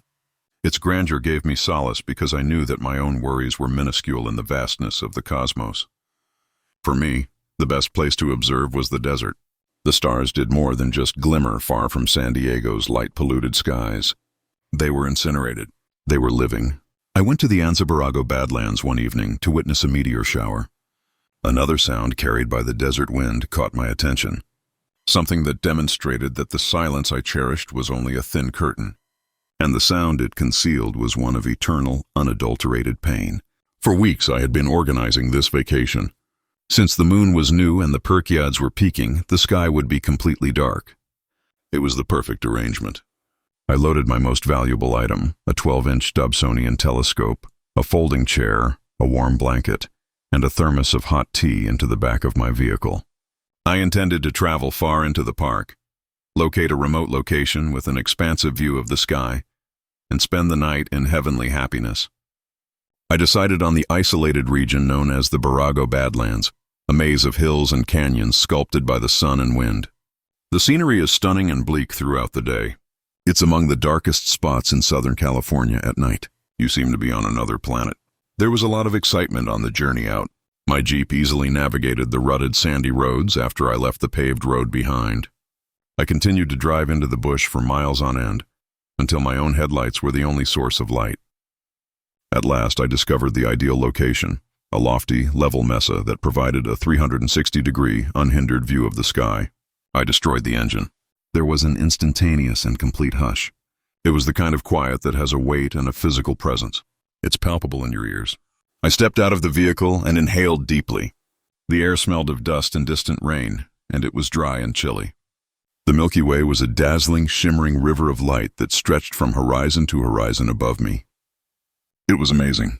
I put up my equipment for the following hour. For me, putting the telescope together is a ritual, a methodical, patient activity that helps me de-stress. I chose my first eyepiece, positioned the finder scope, and took a seat. Almost quickly, the entertainment started. A dazzling meteor streaked across the heavens. A brief silent scuff of white and green light. Then one more and one more. It was flawless. I couldn't take my eyes off the spectacle. My ear was tuned to the soft hum of the cosmos, and my mind was fixed on the sky. When I first heard it, I was tracking a weak nebula in the Cygnus constellation. The sound was so quiet, so out of place that I initially believed I had made it up. The soft breeze blowing across the Mia brought the high-pitched, tremulous sound. It was incorrect, but it sounded almost like a coyote. It was too human, too slender.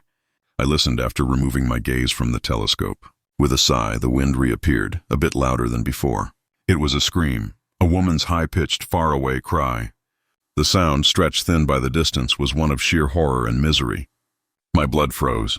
I got to my feet, my heart striking my ribs with a hammer. I looked across the horizon. Nothing was present. All that was visible against the star-dusted sky were the ragged black outlines of the Badlands. Nothing, no campfires, no headlights. The closest road and indication of human life were miles away. My voice seemed small and pitiful in the vast emptiness as I shouted out, "Hello!" The wind's murmur was the sole response. Then there was another scream. It originated somewhere in the maze of canyons to the east. It was a long, drawn-out wail that suddenly stopped after rising in pitch. I searched frantically for a logical explanation. An animal had to be involved. Perhaps a mountain lion. They have the ability to make some terrible human-like noises. However, I have before heard mountain lions. That wasn't this. It was the ineffable sound of human anguish. It might have been a joke. Some children are attempting to frighten people in the desert. But that seemed doubtful given how far away the place was. Additionally, the sound quality didn't seem lighthearted. It was authentic. It was desperate. I felt conflicted. The responsible human side of me realized I had to take action. Make an assistance call. Look for the source. But there was no signal on my phone. Furthermore, it was suicide to venture out on foot into the dangerous dark canyons. The primordial self-preservation part of me was yelling at me to hop in my Jeep and head out as quickly as possible.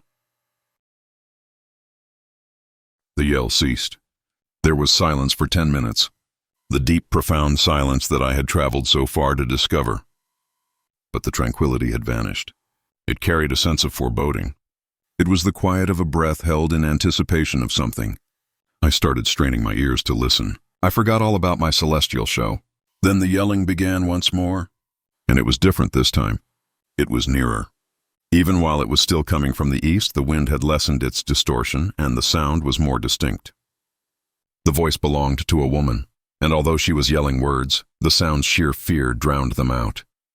It was the unadulterated animal sound of someone in unfathomable fear. A man's voice was the next sound I heard. The shouting was deep and guttural, furious and enraged. The man's vicious roars and the woman's frightened screams blended together. The night air brought a terrible duet. It sounded like a murder occurring just over the next crest, a vicious attack. My hands were shaking so much that I could hardly hold them as I searched for my car keys. I needed to leave that place. I wasn't a hero. I was in danger, and I was a witness. I didn't care about the telescope or the rest of my equipment, so I tossed my chair into the back of the Jeep. I simply had to go. The sounds shifted once more as I rushed to take control of the vehicle. The man's yelling ceased. The woman let out one more screech, which was piercing, a noise that would be etched indelibly in my mind. Then there was a sound of wet cutting. There's a thump, a thump. My hand froze on the car door. It was a sickeningly clear sound. It was the sound of meat being struck by an axe. For what seemed like an eternity, it continued. I was helpless to move, paralyzed, and made to endure this horror of sound. I had pictures in my head. I was unable to stop. A body on the sand, an axe, and a shadowy figure.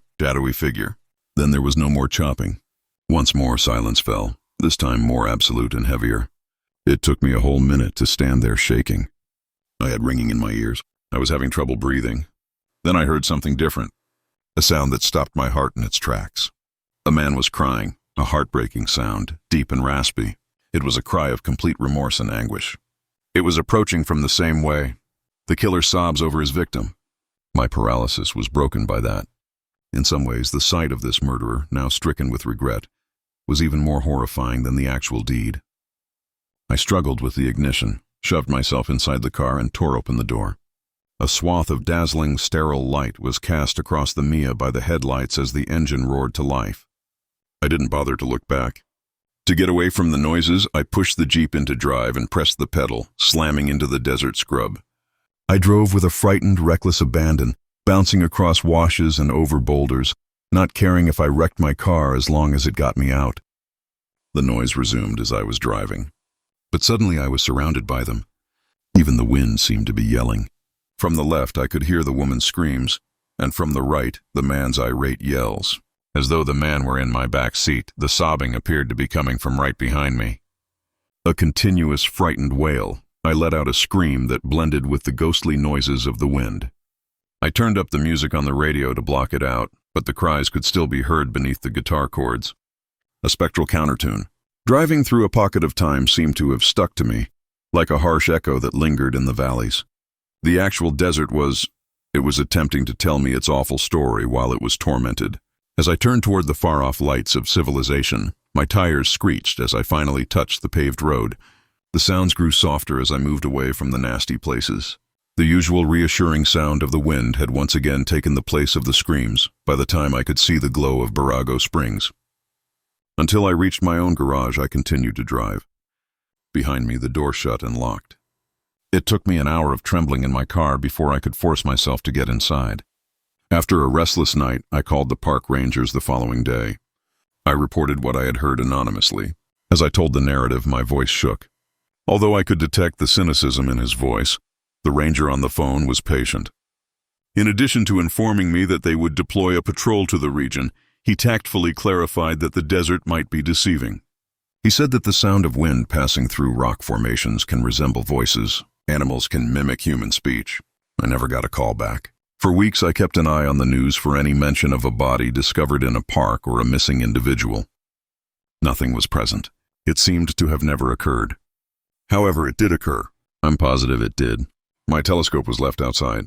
My costly, exquisite telescope, which serves as my window to the quiet universe, is still sitting there collecting dust. I was unable to return for it. I will never be able to return there. I no longer gaze at the stars.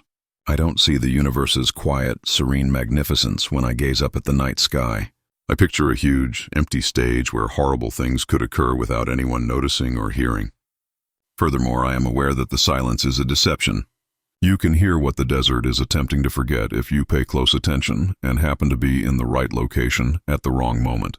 The shouts on the wind are audible. Shouts on the wind are audible. You can call me Carlos Vega.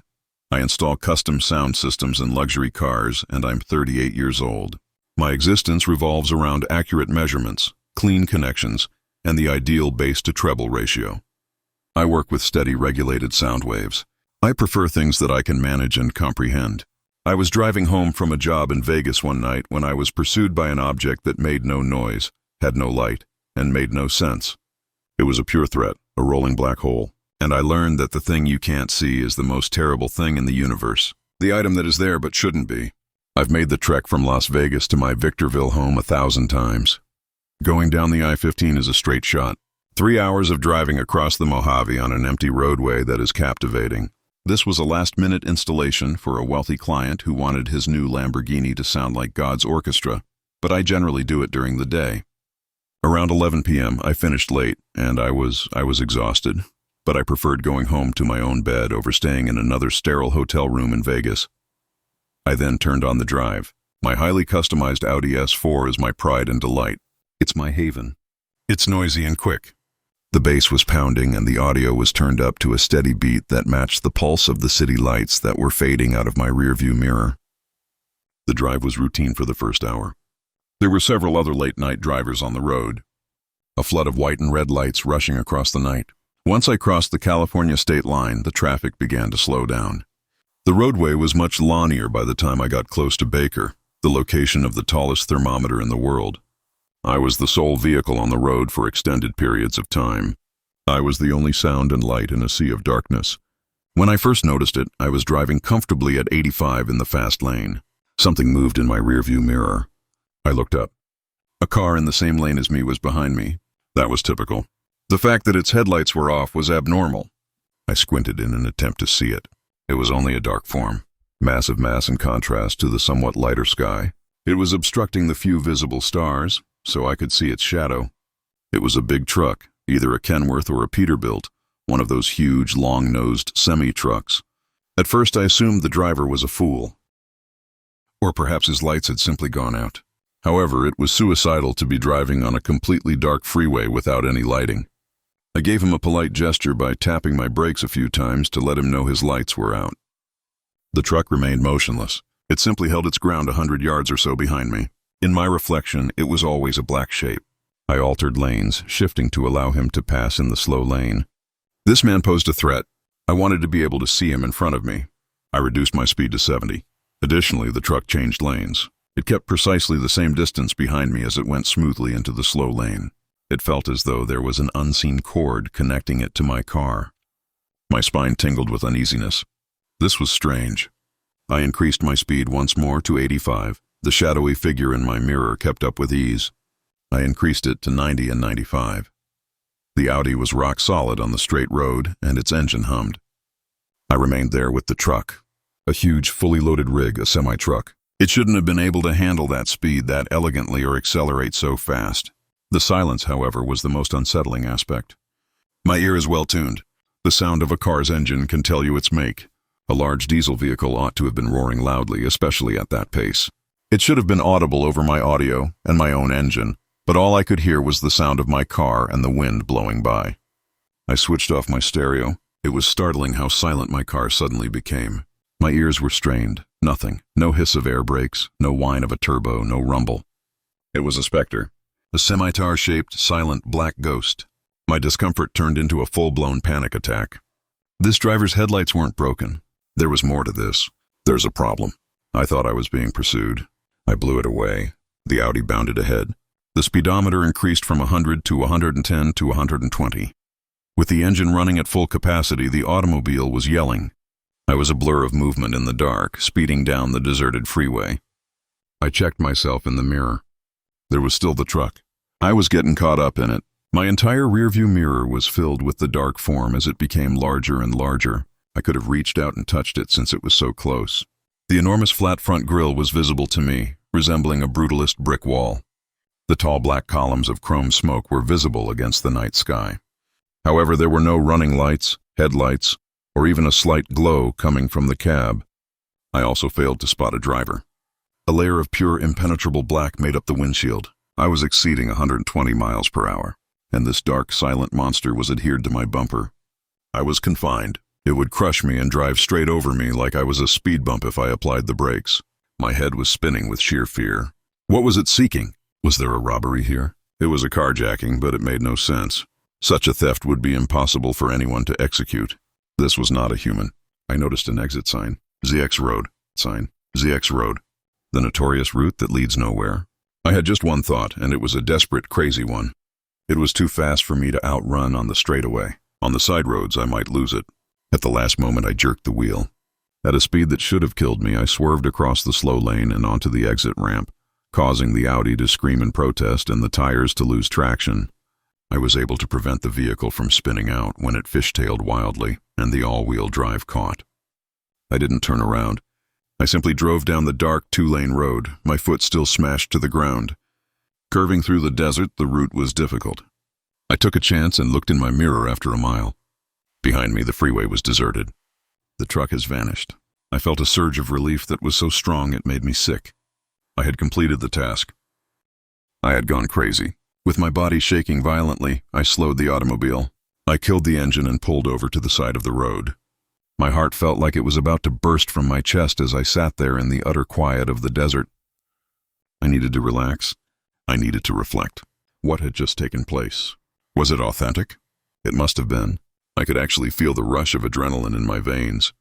The fear was genuine. My legs were unsteady when I stepped out of the automobile. It was chilly outside. There was complete quiet. I turned to face the freeway. In the distance, I could make out the lights of other cars, normal cars going about their daily business. I felt as though I had emerged from a bubble of insanity. For a long time, I stood there attempting to control my breathing. I made the decision to simply wait for my anxiety to calm down before attempting to rejoin the road. I heard a sound at that moment. There was a slight crunching sound like tires hitting gravel. I went cold. I had been moving away from the interstate when I heard the sound, and it was coming from further down the road. I looked into the shadows. Nothing was visible. The crushing became more deliberate, slower, and louder. It was approaching me, and the sound was heavy. My blood became icy. It was aware. It was aware that I would use this exit. It had been anticipating my arrival. I didn't hold off on seeing it. I hurled myself back into the vehicle, turned on the engine, and made a crazy U-turn while the dust swirled around me. With my eyes flitting from the road to the rearview mirror, I sped back towards the expressway. Then I noticed it. Behind me, the same enormous black figure had just rounded a bend in the road, but this time it was different.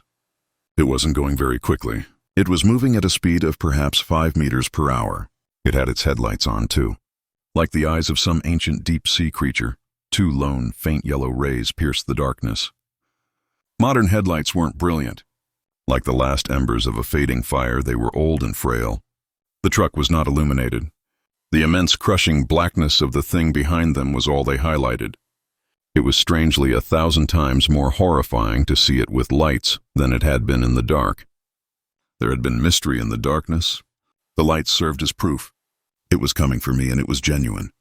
I slammed into the freeway ramp at full speed and swerved wildly between the few other vehicles on the road before merging back into traffic. I didn't give a damn. I required witnesses. I required the company of others. I had to return to the everyday world. I checked myself in the mirror. The truck had halted at the top of the on-ramp. As I drove off, it sat there and watched me with its two pale yellow eyes. I was not followed onto the freeway by it. It did nothing but observe. The truck vanished once its lights went out. The car didn't drive off. It simply disappeared back into the gloom from which it had emerged. Other trucks used their heft as a barrier as I drove the remaining distance to Victorville in the slow lane. My stereo was not played. My eyes kept darting to the rearview mirror as I drove. I braced myself for that dark, silent form to reappear. It never returned. After arriving home, I locked myself inside and didn't get any sleep for 2 days. I still occasionally have to make the commute for work. Never again do I do it at night. However, on a crowded section of the I-15 on a bright, sunny afternoon, I occasionally get an odd sense. I'll check my rearview mirror if I have a cold place in the pit of my stomach, and I'll believe I see it for a moment. Somewhat too dark of a shadow. Miles behind me, a slightly too large form lurks in the traffic. A hunter, quiet and silent, waiting for the sun to set, waiting for the sun to set. Laura Bennett is my name. I'm a 27-year-old pediatric nurse. My days are filled with cartoon band-aids, vibrant colors, controlled chaos, and the resilient, frequently boisterous vitality of kids. Although I enjoy my work, it depletes a certain type of social energy. I need silence and isolation to refuel. Long, aimless journeys have always been my favorite way to escape. I would choose a course, fill up my tank, and simply drive, letting the road determine where I would end up. The desert was a popular option. The noise of my life was perfectly counterbalanced by its enormous, silent nothingness. There I discovered serenity until one evening at a deserted rest area off of I-10. I encountered someone who demonstrated to me that the deepest emptiness is found in the eyes of something that has lost its connection to the earth rather than in the surrounding scenery. Wednesday night, or more accurately early Thursday morning, was the date. I was buzzing with a restless energy that I couldn't get rid of after finishing a late shift. The idea of returning to my peaceful flat was oppressive. I had to relocate, thus I took my usual action. I climbed into my car, a dependable but unimpressive Toyota Corolla, and headed east on the I-10, leaving the enormous Inland Empire suburbs behind and into the shadowy interior of the desert. Seeing the sunrise over the Salton Sea was my only objective. It's a bizarre, gloomy area, and I've always been captivated to its post-apocalyptic beauty. It was a quiet drive. Normally a congested commercial thoroughfare, the road was almost deserted. Only I, a few long-haul vehicles, and the mesmerizing pattern of the white lines that came and went beneath my headlights were present. I had the customary desire for a break at around 2 a.m. somewhere outside of India, when the world truly begins to feel empty. The coffee I'd consumed hours before was a faint memory, and my eyes were growing weary. I noticed a sign indicating a rest spot, 1 mile. It was an older one, the type that the state no longer keeps up as effectively as it formerly did. I have passed it numerous times without ever stopping. It appeared to be a welcoming beacon tonight. I chose the exit ramp, which led into a pool of deeper darkness and away from the safe, brilliant river of the road. The rest area was a tiny, remote island of faint yellow light, situated back from the roadway. Everything appeared sickly and jaundiced due to the outdated, unsightly sodium vapor lighting. The building was a straightforward concrete block in the brutalist style, with distinct entrances for men and women. On a patch of dry, uneven grass, a few vacant picnic tables sat like skeletal remains. A dusty older model sedan parked at the far end of the lot, away from the lights, was the only other car there. I parked my Corolla beneath one of the insect-swarmed lamps near the building. When I turned off my engine, a dense, heavy silence descended, broken only by the distant, eerie whoosh of trucks on the interstate and the hum of the lights. A familiar shiver of caution ran up my spine as I sat for a while. A lone woman at a nighttime rest stop that is desolate. 1,000 horror stories begin with this scene. However, I was a pragmatic individual. I secured my car, took my keys in my hands, and promised myself that I would be fast. I saw her as soon as I stepped out of the car. Partially in shadow, partially in the sickly yellow light, she stood close to the women's restroom entrance. She had on a plain white dress. It appeared to be a simple, vintage sundress that was inappropriate for the chilly desert evening. She had black, long hair that hung limply about her shoulders. She faced the concrete wall of the toilet building, her back to me, and she stood still. She might have been waiting for a friend, based on my initial assumption that she was the owner of the other automobile. I provided an uncertain evening. She didn't answer as I made my way to the building. She remained still. She didn't seem to hear me. Although I felt a little uncomfortable, I dismissed it. Perhaps she was wearing headphones. I moved past her to the entrance of the bathroom. There was a definite, unnatural coolness in the air surrounding her that caused the hairs on my arm to stand on end. A faint, odd smell, like damp earth or withered flowers, filled my nostrils. The hefty metal door banged loudly behind me as I rushed inside. The bathroom was just as dirty as you might think. Fading graffiti coated the concrete walls. There was sand on the floor. A strobe of buzzing, sterile light filled the room as one of the fluorescent lights flickered erratically. I completed my tasks as fast as I could. The flushing sound of the toilet reverberated through the cramped room like a gunshot. I was conscious of the woman standing right outside the entire time. It was unsettling that she was silent. I hadn't heard her shift her weight, cough, or move. She was still there, but she had turned when I pushed the door open to go. She was now turning to face me. My throat tightened each breath. She had a glowing, nearly translucent white face that resembled beautiful porcelain or bleached bone, not just the paleness of a weary traveler. She had enormous dark eyes that were staring at me with a deep, unending sadness. She was young, perhaps my age, yet there was an old-fashioned tiredness in her face. Despite being immaculate, her white dress appeared flimsy and unsubstantial, as though it might melt in the faint light. "Are you okay?" With hardly more than a whisper, I asked. My fear was being overcome by my nurse instincts. She had a patient appearance. Someone who was shocked. She didn't respond. Her black eyes seemed to see straight through me as she simply stared at me. She opened her mouth slightly, but no sound emerged from her lips, which were as pale as the rest of her face. I cautiously moved in closer.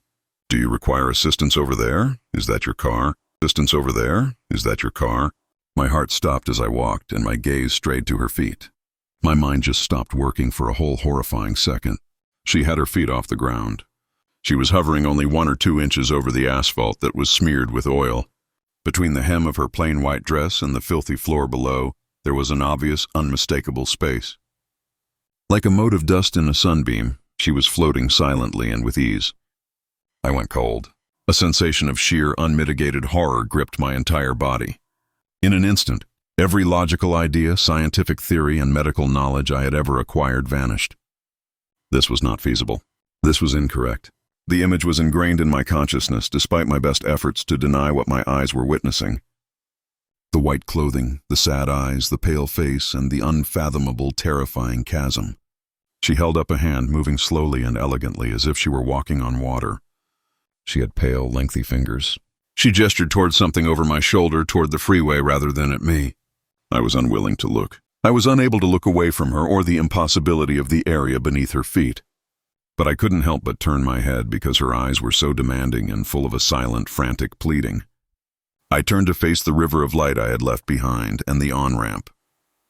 I saw nothing for a time, just the never-ending flow of automobiles and trucks. Then I noticed it. An ambulance, a highway patrol car, and a flash of red and blue lights were parked on the freeway's shoulder, exactly where the rest stop's exit ramp started. Around their forms, silhouetted by the flashing lights, stood a number of figures. Something on the ground caught their attention. I looked back at the lady. She had been standing in an empty room. She had left. I didn't witness her leaving. She didn't move, and I missed it. Just a second. There she was, a silent, floating ghost of grief. Then the chilly desert air and the buzzing yellow light were all that was left. My legs buckled under me as I staggered backward. My palms scraped the rough asphalt as I plummeted to the ground. With my eyes wide with fear, I scurried back and crab-walked away from where she had been. I glanced at the parking lot's far end. The dusty sedan, the other vehicle, was also gone. I was by myself. I had a shouting, chaotic mind. Was it my imagination? Did I have a severe hallucination because I was so exhausted, yet it felt so real? The chilly air, the lights on the expressway, the scent of damp ground, and the indisputable, impossible truth that her feet were floating. I got back in my automobile, motivated by a perverse curiosity that overcame my anxiety. It took me 3 attempts to insert the key into the ignition because my hands were shaking so badly. I didn't return to the freeway by car. Rather, I killed my headlights and drove to a little elevation that overlooked the highway at the edge of the rest stop area. I could see the scene clearly from there. A horrifying scene was revealed by the flashing lights. At the mouth of the exit ramp, a dusty older model automobile was crumpled against the barrier. The vehicle appeared to have lost control and struck it quickly. There, paramedics were tending to a patient on a gurney. The white sheet they had pulled over the body was visible to me even at that distance. As hard and cold as the rock I was parked on, I knew with absolute certainty.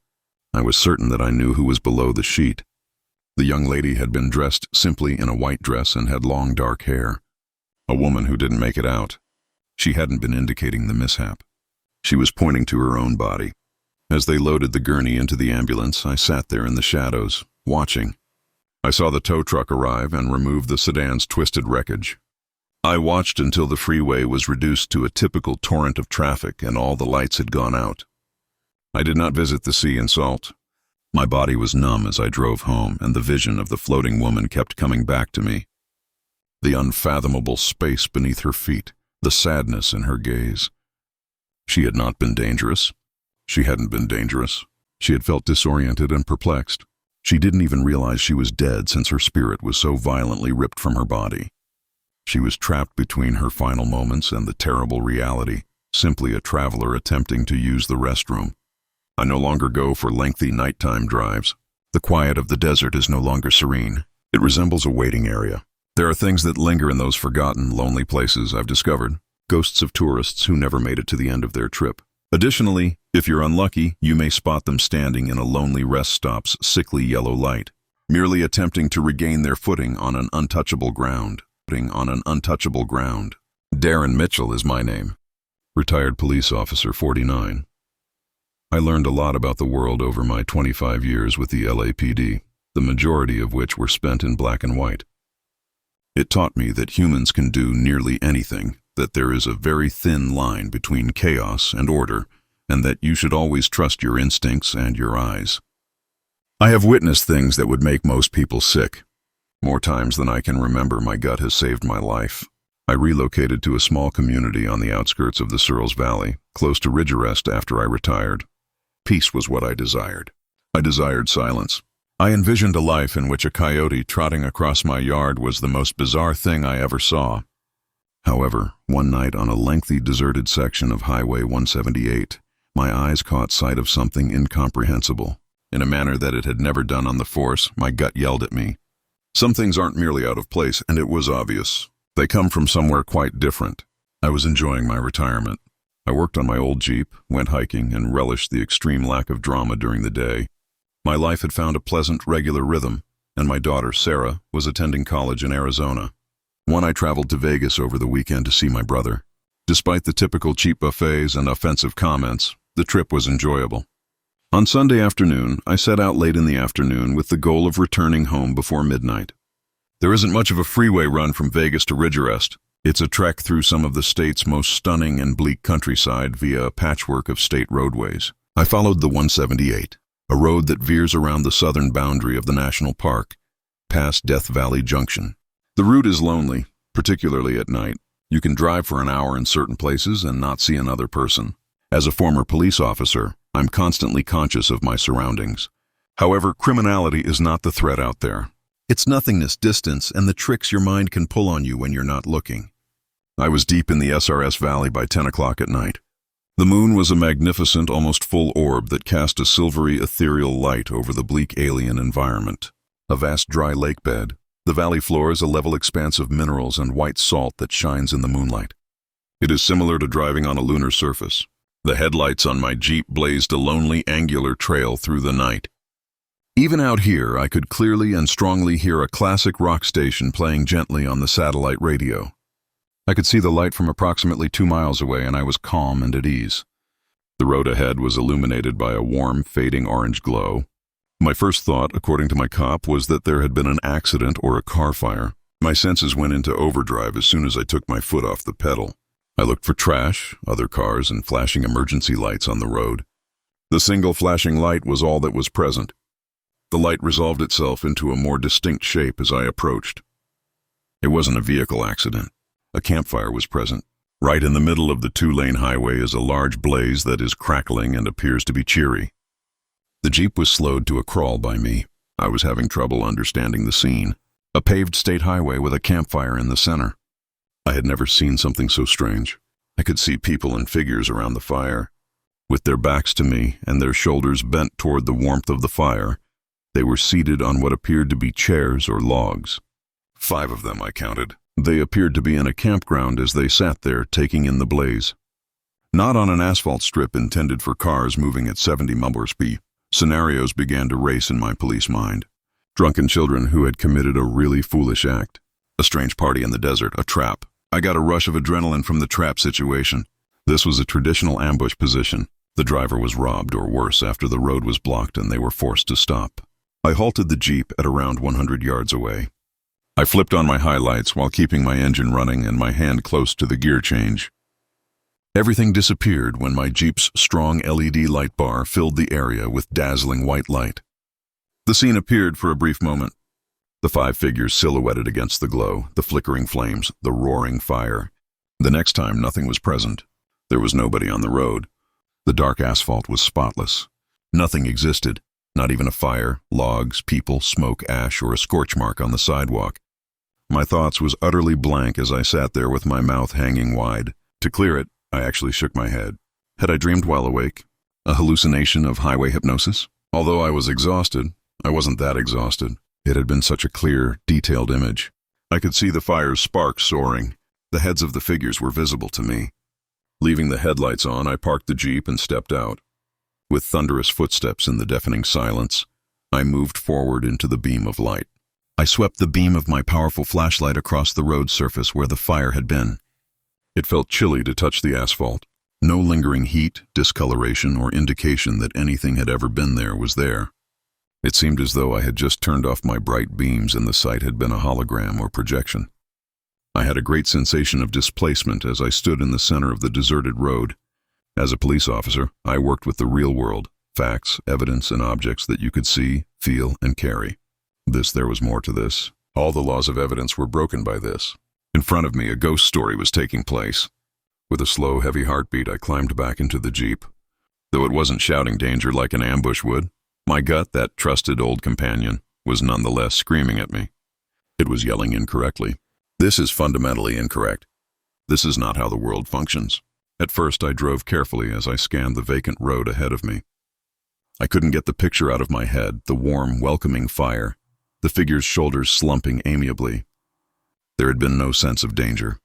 The most scary aspect of it was the placid absurdity of it. It had felt natural. I continued to drive for 10 more miles while mentally reliving the bizarre experience. I attempted to explain it. A mirage, a reflection, an odd atmospheric phenomena. But what is a mirage? An exquisitely realistic scene with a campfire. It was illogical. It had been a trick of a weary mind, and I was only beginning to convince myself of that. The same warm orange flickered in the middle of the road when I spotted it again up ahead. My blood ran cold this time. A hallucination is one example. Twice as real, twice as a pattern. I gripped the steering wheel and slowed down once again. This time I didn't use my high beams. I was hoping to see. I had to comprehend. I let the Jeep to move slowly. Just enough light is coming through my low beams. It was the same scene. 5 individuals are seated around a roaring campfire. However, when I approached this time, I could discern additional information. A father, a woman, and 3 kids made up the family. They were dressed in vintage attire, reminiscent of the 1960s or 1970s. The woman was wearing a plain dress, while the male was wearing a plaid shirt. The children were wrapped in their jackets. They had marshmallows roasting. They put out white puffs above the flames, and I could see the sticks in their palms. Beside one of the logs, I could notice a plaid cooler in the old design. The scene was completely, horrifyingly mad because it was so lovely and so conventional in its elements. The idea that they were encamped in the midst of a highway was entirely lost on them. I walked up to them, but they didn't glance up. My engine didn't seem to be heard by them. They were engrossed in their own cozy, contented world. I pulled to a stop about 50 feet away. I simply sat there and observed them. I couldn't hear the crackling and dancing flames. Like a movie with the sound turned off, the setting was utterly quiet. The only sounds were the gentle music on my radio and the hum of my own engine. I have to be aware. I had to take action. With a brief, sharp blast, I honked my horn. The figures remained still. They did not recoil. While assisting his smallest child with their marshmallow, the father persisted. The mother kept gazing into the fire. I blared the horn, a long, continuous blast of rage that ought to have broken the stillness of the night. Nothing. I was not a part of their reality. They were in their own. Now a peculiar sense of regret was taking the place of my fear. It wasn't a trap. It was an echo. It's a memory stuck on a loop, playing over and over on this desolate road. 50 years ago, a family went camping, and this one ideal, joyful experience will always be preserved. But why is this place? The middle of the road, why? A horrible, gloomy thought started to take shape in my head. A cop's thought. I reflected on the road, the fast speeds, and the night. I imagined another automobile approaching too quickly in the dark, a family that might be broken up, and them just stopping for a while and trying to make the most of it. Suddenly, the picturesque vista seemed brittle and terrible. It was the final happy memory before everything turned gloomy. I was unable to simply drive through them. It felt like a serious violation, even if they were only light and recollection, even if they were ghosts. I needed to get rid of them. I grabbed the light controls with a shaking palm and turned on my high beams. The scene was gone. The road was peaceful, dark, and deserted. I inhaled deeply before continuing on, my tires rolling over the precise location where the family had been seated and the fire had been roaring. As I moved through the room, I experienced a chill that was unrelated to the desert night. I was in shock and drove the rest of the way home. The world seemed narrower and different, as though the past was running on a parallel track but wasn't actually past. Occasionally, the tracks could cross on a pitch-black road in the middle of nowhere. After returning home, I conducted some study. I combed through the local county's ancient newspaper archives for hours online. After 2 days, I eventually located it, a little piece from the Inyo Register's 1972 issue. A horrific roadside tragedy claimed the lives of a family of 5. It was a short narrative. The Mitchells, a Bakersfield family with the same name, smacked me hard in the stomach. They had just returned from a camping vacation. They were on a rural section of Highway 178 when their station wagon broke down. In order to stay warm while they awaited assistance, they apparently constructed a small fire on the road's shoulder, according to the Highway Patrol report. An intoxicated driver had swerved off the road and sped through them, his vision blurred by the darkness. All 5 were slain at once. They also killed the driver. I gazed at the article's accompanying blurry black and white family photo. The 3 kids, the woman with the sweet smile, and the man in the plaid shirt. They were the ones. The road was not where they were camping. On the shoulder there were. However, after 1972, the path has changed. It has expanded. The location of their final joyful moment is now covered by the contemporary asphalt I was traveling on. With trembling hands, I shut down the laptop. I had witnessed a ghost story as a retired police officer who relied solely on his instincts and his sight. A horrible, awful ghost story from actual life. They had no intention of frightening anyone. There was no trap. All they were was a scar on the earth, a remembrance. A joyful event that will always be replayed, oblivious to the fact that their last resting spot had been paved over. And each night they wait for a drunk driver's high beams to briefly make them disappear. You can call me Carlos Vega. I install custom sound systems in luxury cars, and I'm 38 years old. My existence revolves around accurate measurements, clean connections, and the ideal bass-to-treble ratio. I work with steady, regulated sound waves.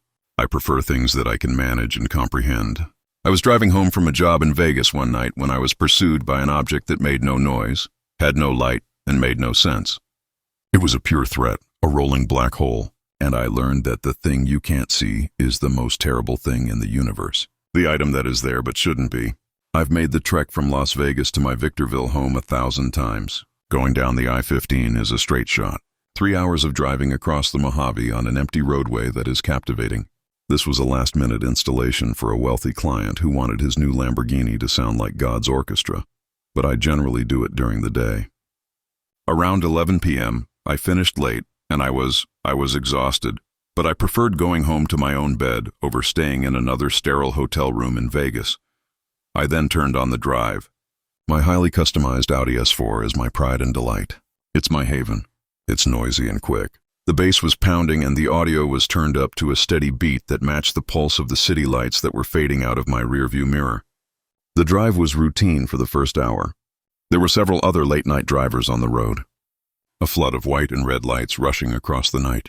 Once I crossed the California state line, the traffic began to slow down. The roadway was much lawnier by the time I got close to Baker, the location of the tallest thermometer in the world. I was the sole vehicle on the road for extended periods of time.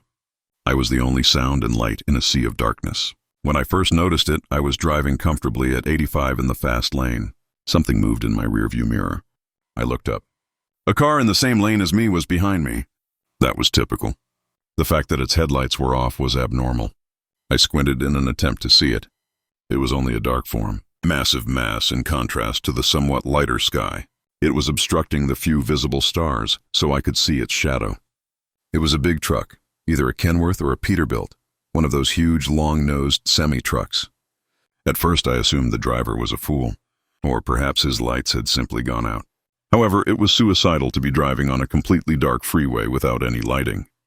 I gave him a polite gesture by tapping my brakes a few times to let him know his lights were out. The truck remained motionless. It simply held its ground 100 yards or so behind me. In my reflection, it was always a black shape. I altered lanes, shifting to allow him to pass in the slow lane. This man posed a threat. I wanted to be able to see him in front of me. I reduced my speed to 70. Additionally, the truck changed lanes. It kept precisely the same distance behind me as it went smoothly into the slow lane. It felt as though there was an unseen cord connecting it to my car. My spine tingled with uneasiness. This was strange. I increased my speed once more to 85. The shadowy figure in my mirror kept up with ease. I increased it to 90 and 95. The Audi was rock solid on the straight road, and its engine hummed. I remained there with the truck. A huge fully loaded rig, a semi-truck. It shouldn't have been able to handle that speed that elegantly or accelerate so fast. The silence, however, was the most unsettling aspect. My ear is well tuned. The sound of a car's engine can tell you its make. A large diesel vehicle ought to have been roaring loudly, especially at that pace. It should have been audible over my audio and my own engine, but all I could hear was the sound of my car and the wind blowing by. I switched off my stereo. It was startling how silent my car suddenly became. My ears were strained. Nothing. No hiss of air brakes, no whine of a turbo, no rumble. It was a specter. A scimitar-shaped, silent, black ghost. My discomfort turned into a full-blown panic attack. This driver's headlights weren't broken. There was more to this. There's a problem. I thought I was being pursued. I blew it away.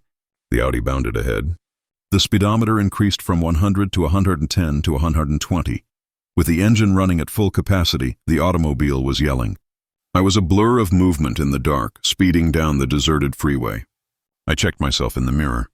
There was still the truck. I was getting caught up in it. My entire rearview mirror was filled with the dark form as it became larger and larger. I could have reached out and touched it since it was so close. The enormous flat front grille was visible to me, resembling a brutalist brick wall. The tall black columns of chrome smoke were visible against the night sky. However, there were no running lights, headlights, or even a slight glow coming from the cab. I also failed to spot a driver. A layer of pure impenetrable black made up the windshield. I was exceeding 120 miles per hour, and this dark silent monster was adhered to my bumper. I was confined. It would crush me and drive straight over me like I was a speed bump if I applied the brakes. My head was spinning with sheer fear. What was it seeking? Was there a robbery here? It was a carjacking, but it made no sense. Such a theft would be impossible for anyone to execute. This was not a human. I noticed an exit sign, ZX Road, the notorious route that leads nowhere. I had just one thought, and it was a desperate, crazy one. It was too fast for me to outrun on the straightaway. On the side roads, I might lose it. At the last moment, I jerked the wheel. At a speed that should have killed me, I swerved across the slow lane and onto the exit ramp, causing the Audi to scream in protest and the tires to lose traction. I was able to prevent the vehicle from spinning out when it fishtailed wildly and the all-wheel drive caught. I didn't turn around. I simply drove down the dark two-lane road, my foot still smashed to the ground. Curving through the desert, the route was difficult. I took a chance and looked in my mirror after a mile. Behind me, the freeway was deserted. The truck has vanished. I felt a surge of relief that was so strong it made me sick. I had completed the task. I had gone crazy. With my body shaking violently, I slowed the automobile. I killed the engine and pulled over to the side of the road. My heart felt like it was about to burst from my chest as I sat there in the utter quiet of the desert. I needed to relax. I needed to reflect what had just taken place. Was it authentic? It must have been. I could actually feel the rush of adrenaline in my veins. The fear was genuine.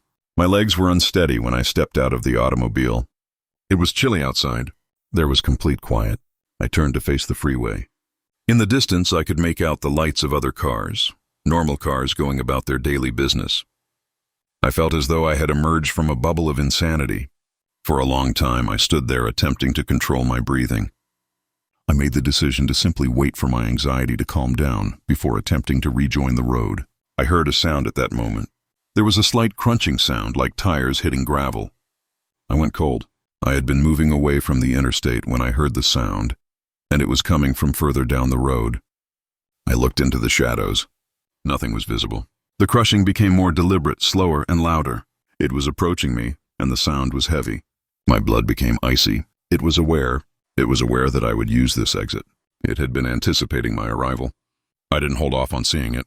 I hurled myself back into the vehicle, turned on the engine, and made a crazy U-turn while the dust swirled around me. With my eyes flitting from the road to the rearview mirror, I sped back towards the expressway. Then I noticed it. Behind me, the same enormous black figure had just rounded a bend in the road, but this time it was different. It wasn't going very quickly. It was moving at a speed of perhaps 5 meters per hour. It had its headlights on too. Like the eyes of some ancient deep-sea creature, 2 lone, faint yellow rays pierced the darkness. Modern headlights weren't brilliant. Like the last embers of a fading fire, they were old and frail. The truck was not illuminated. The immense crushing blackness of the thing behind them was all they highlighted. It was strangely 1,000 times more horrifying to see it with lights than it had been in the dark. There had been mystery in the darkness. The lights served as proof. It was coming for me, and it was genuine. I slammed into the freeway ramp at full speed and swerved wildly between the few other vehicles on the road before merging back into traffic. I didn't give a damn. I required witnesses. I required the company of others. I had to return to the everyday world. I checked myself in the mirror. The truck had halted at the top of the on-ramp. As I drove off, it sat there and watched me with its 2 pale yellow eyes. I was not followed onto the freeway by it. It did nothing but observe. The truck vanished once its lights went out. The car didn't drive off. It simply disappeared back into the gloom from which it had emerged. Other trucks used their heft as a barrier as I drove the remaining distance to Victorville in the slow lane. My stereo was not played. My eyes kept darting to the rearview mirror as I drove. I braced myself for that dark, silent form to reappear. It never returned. After arriving home, I locked myself inside and didn't get any sleep for 2 days. I still occasionally have to make the commute for work. Never again do I do it at night. However, on a crowded section of the I-15 on a bright sunny afternoon, I occasionally get an odd sense. I'll check my rearview mirror if I have a cold place in the pit of my stomach, and I'll believe I see it for a moment, somewhat too dark of a shadow. Miles behind me, a slightly too large form lurks in the traffic. A hunter quiet and silent, waiting for the sun to set. Silent, waiting for the sun to set.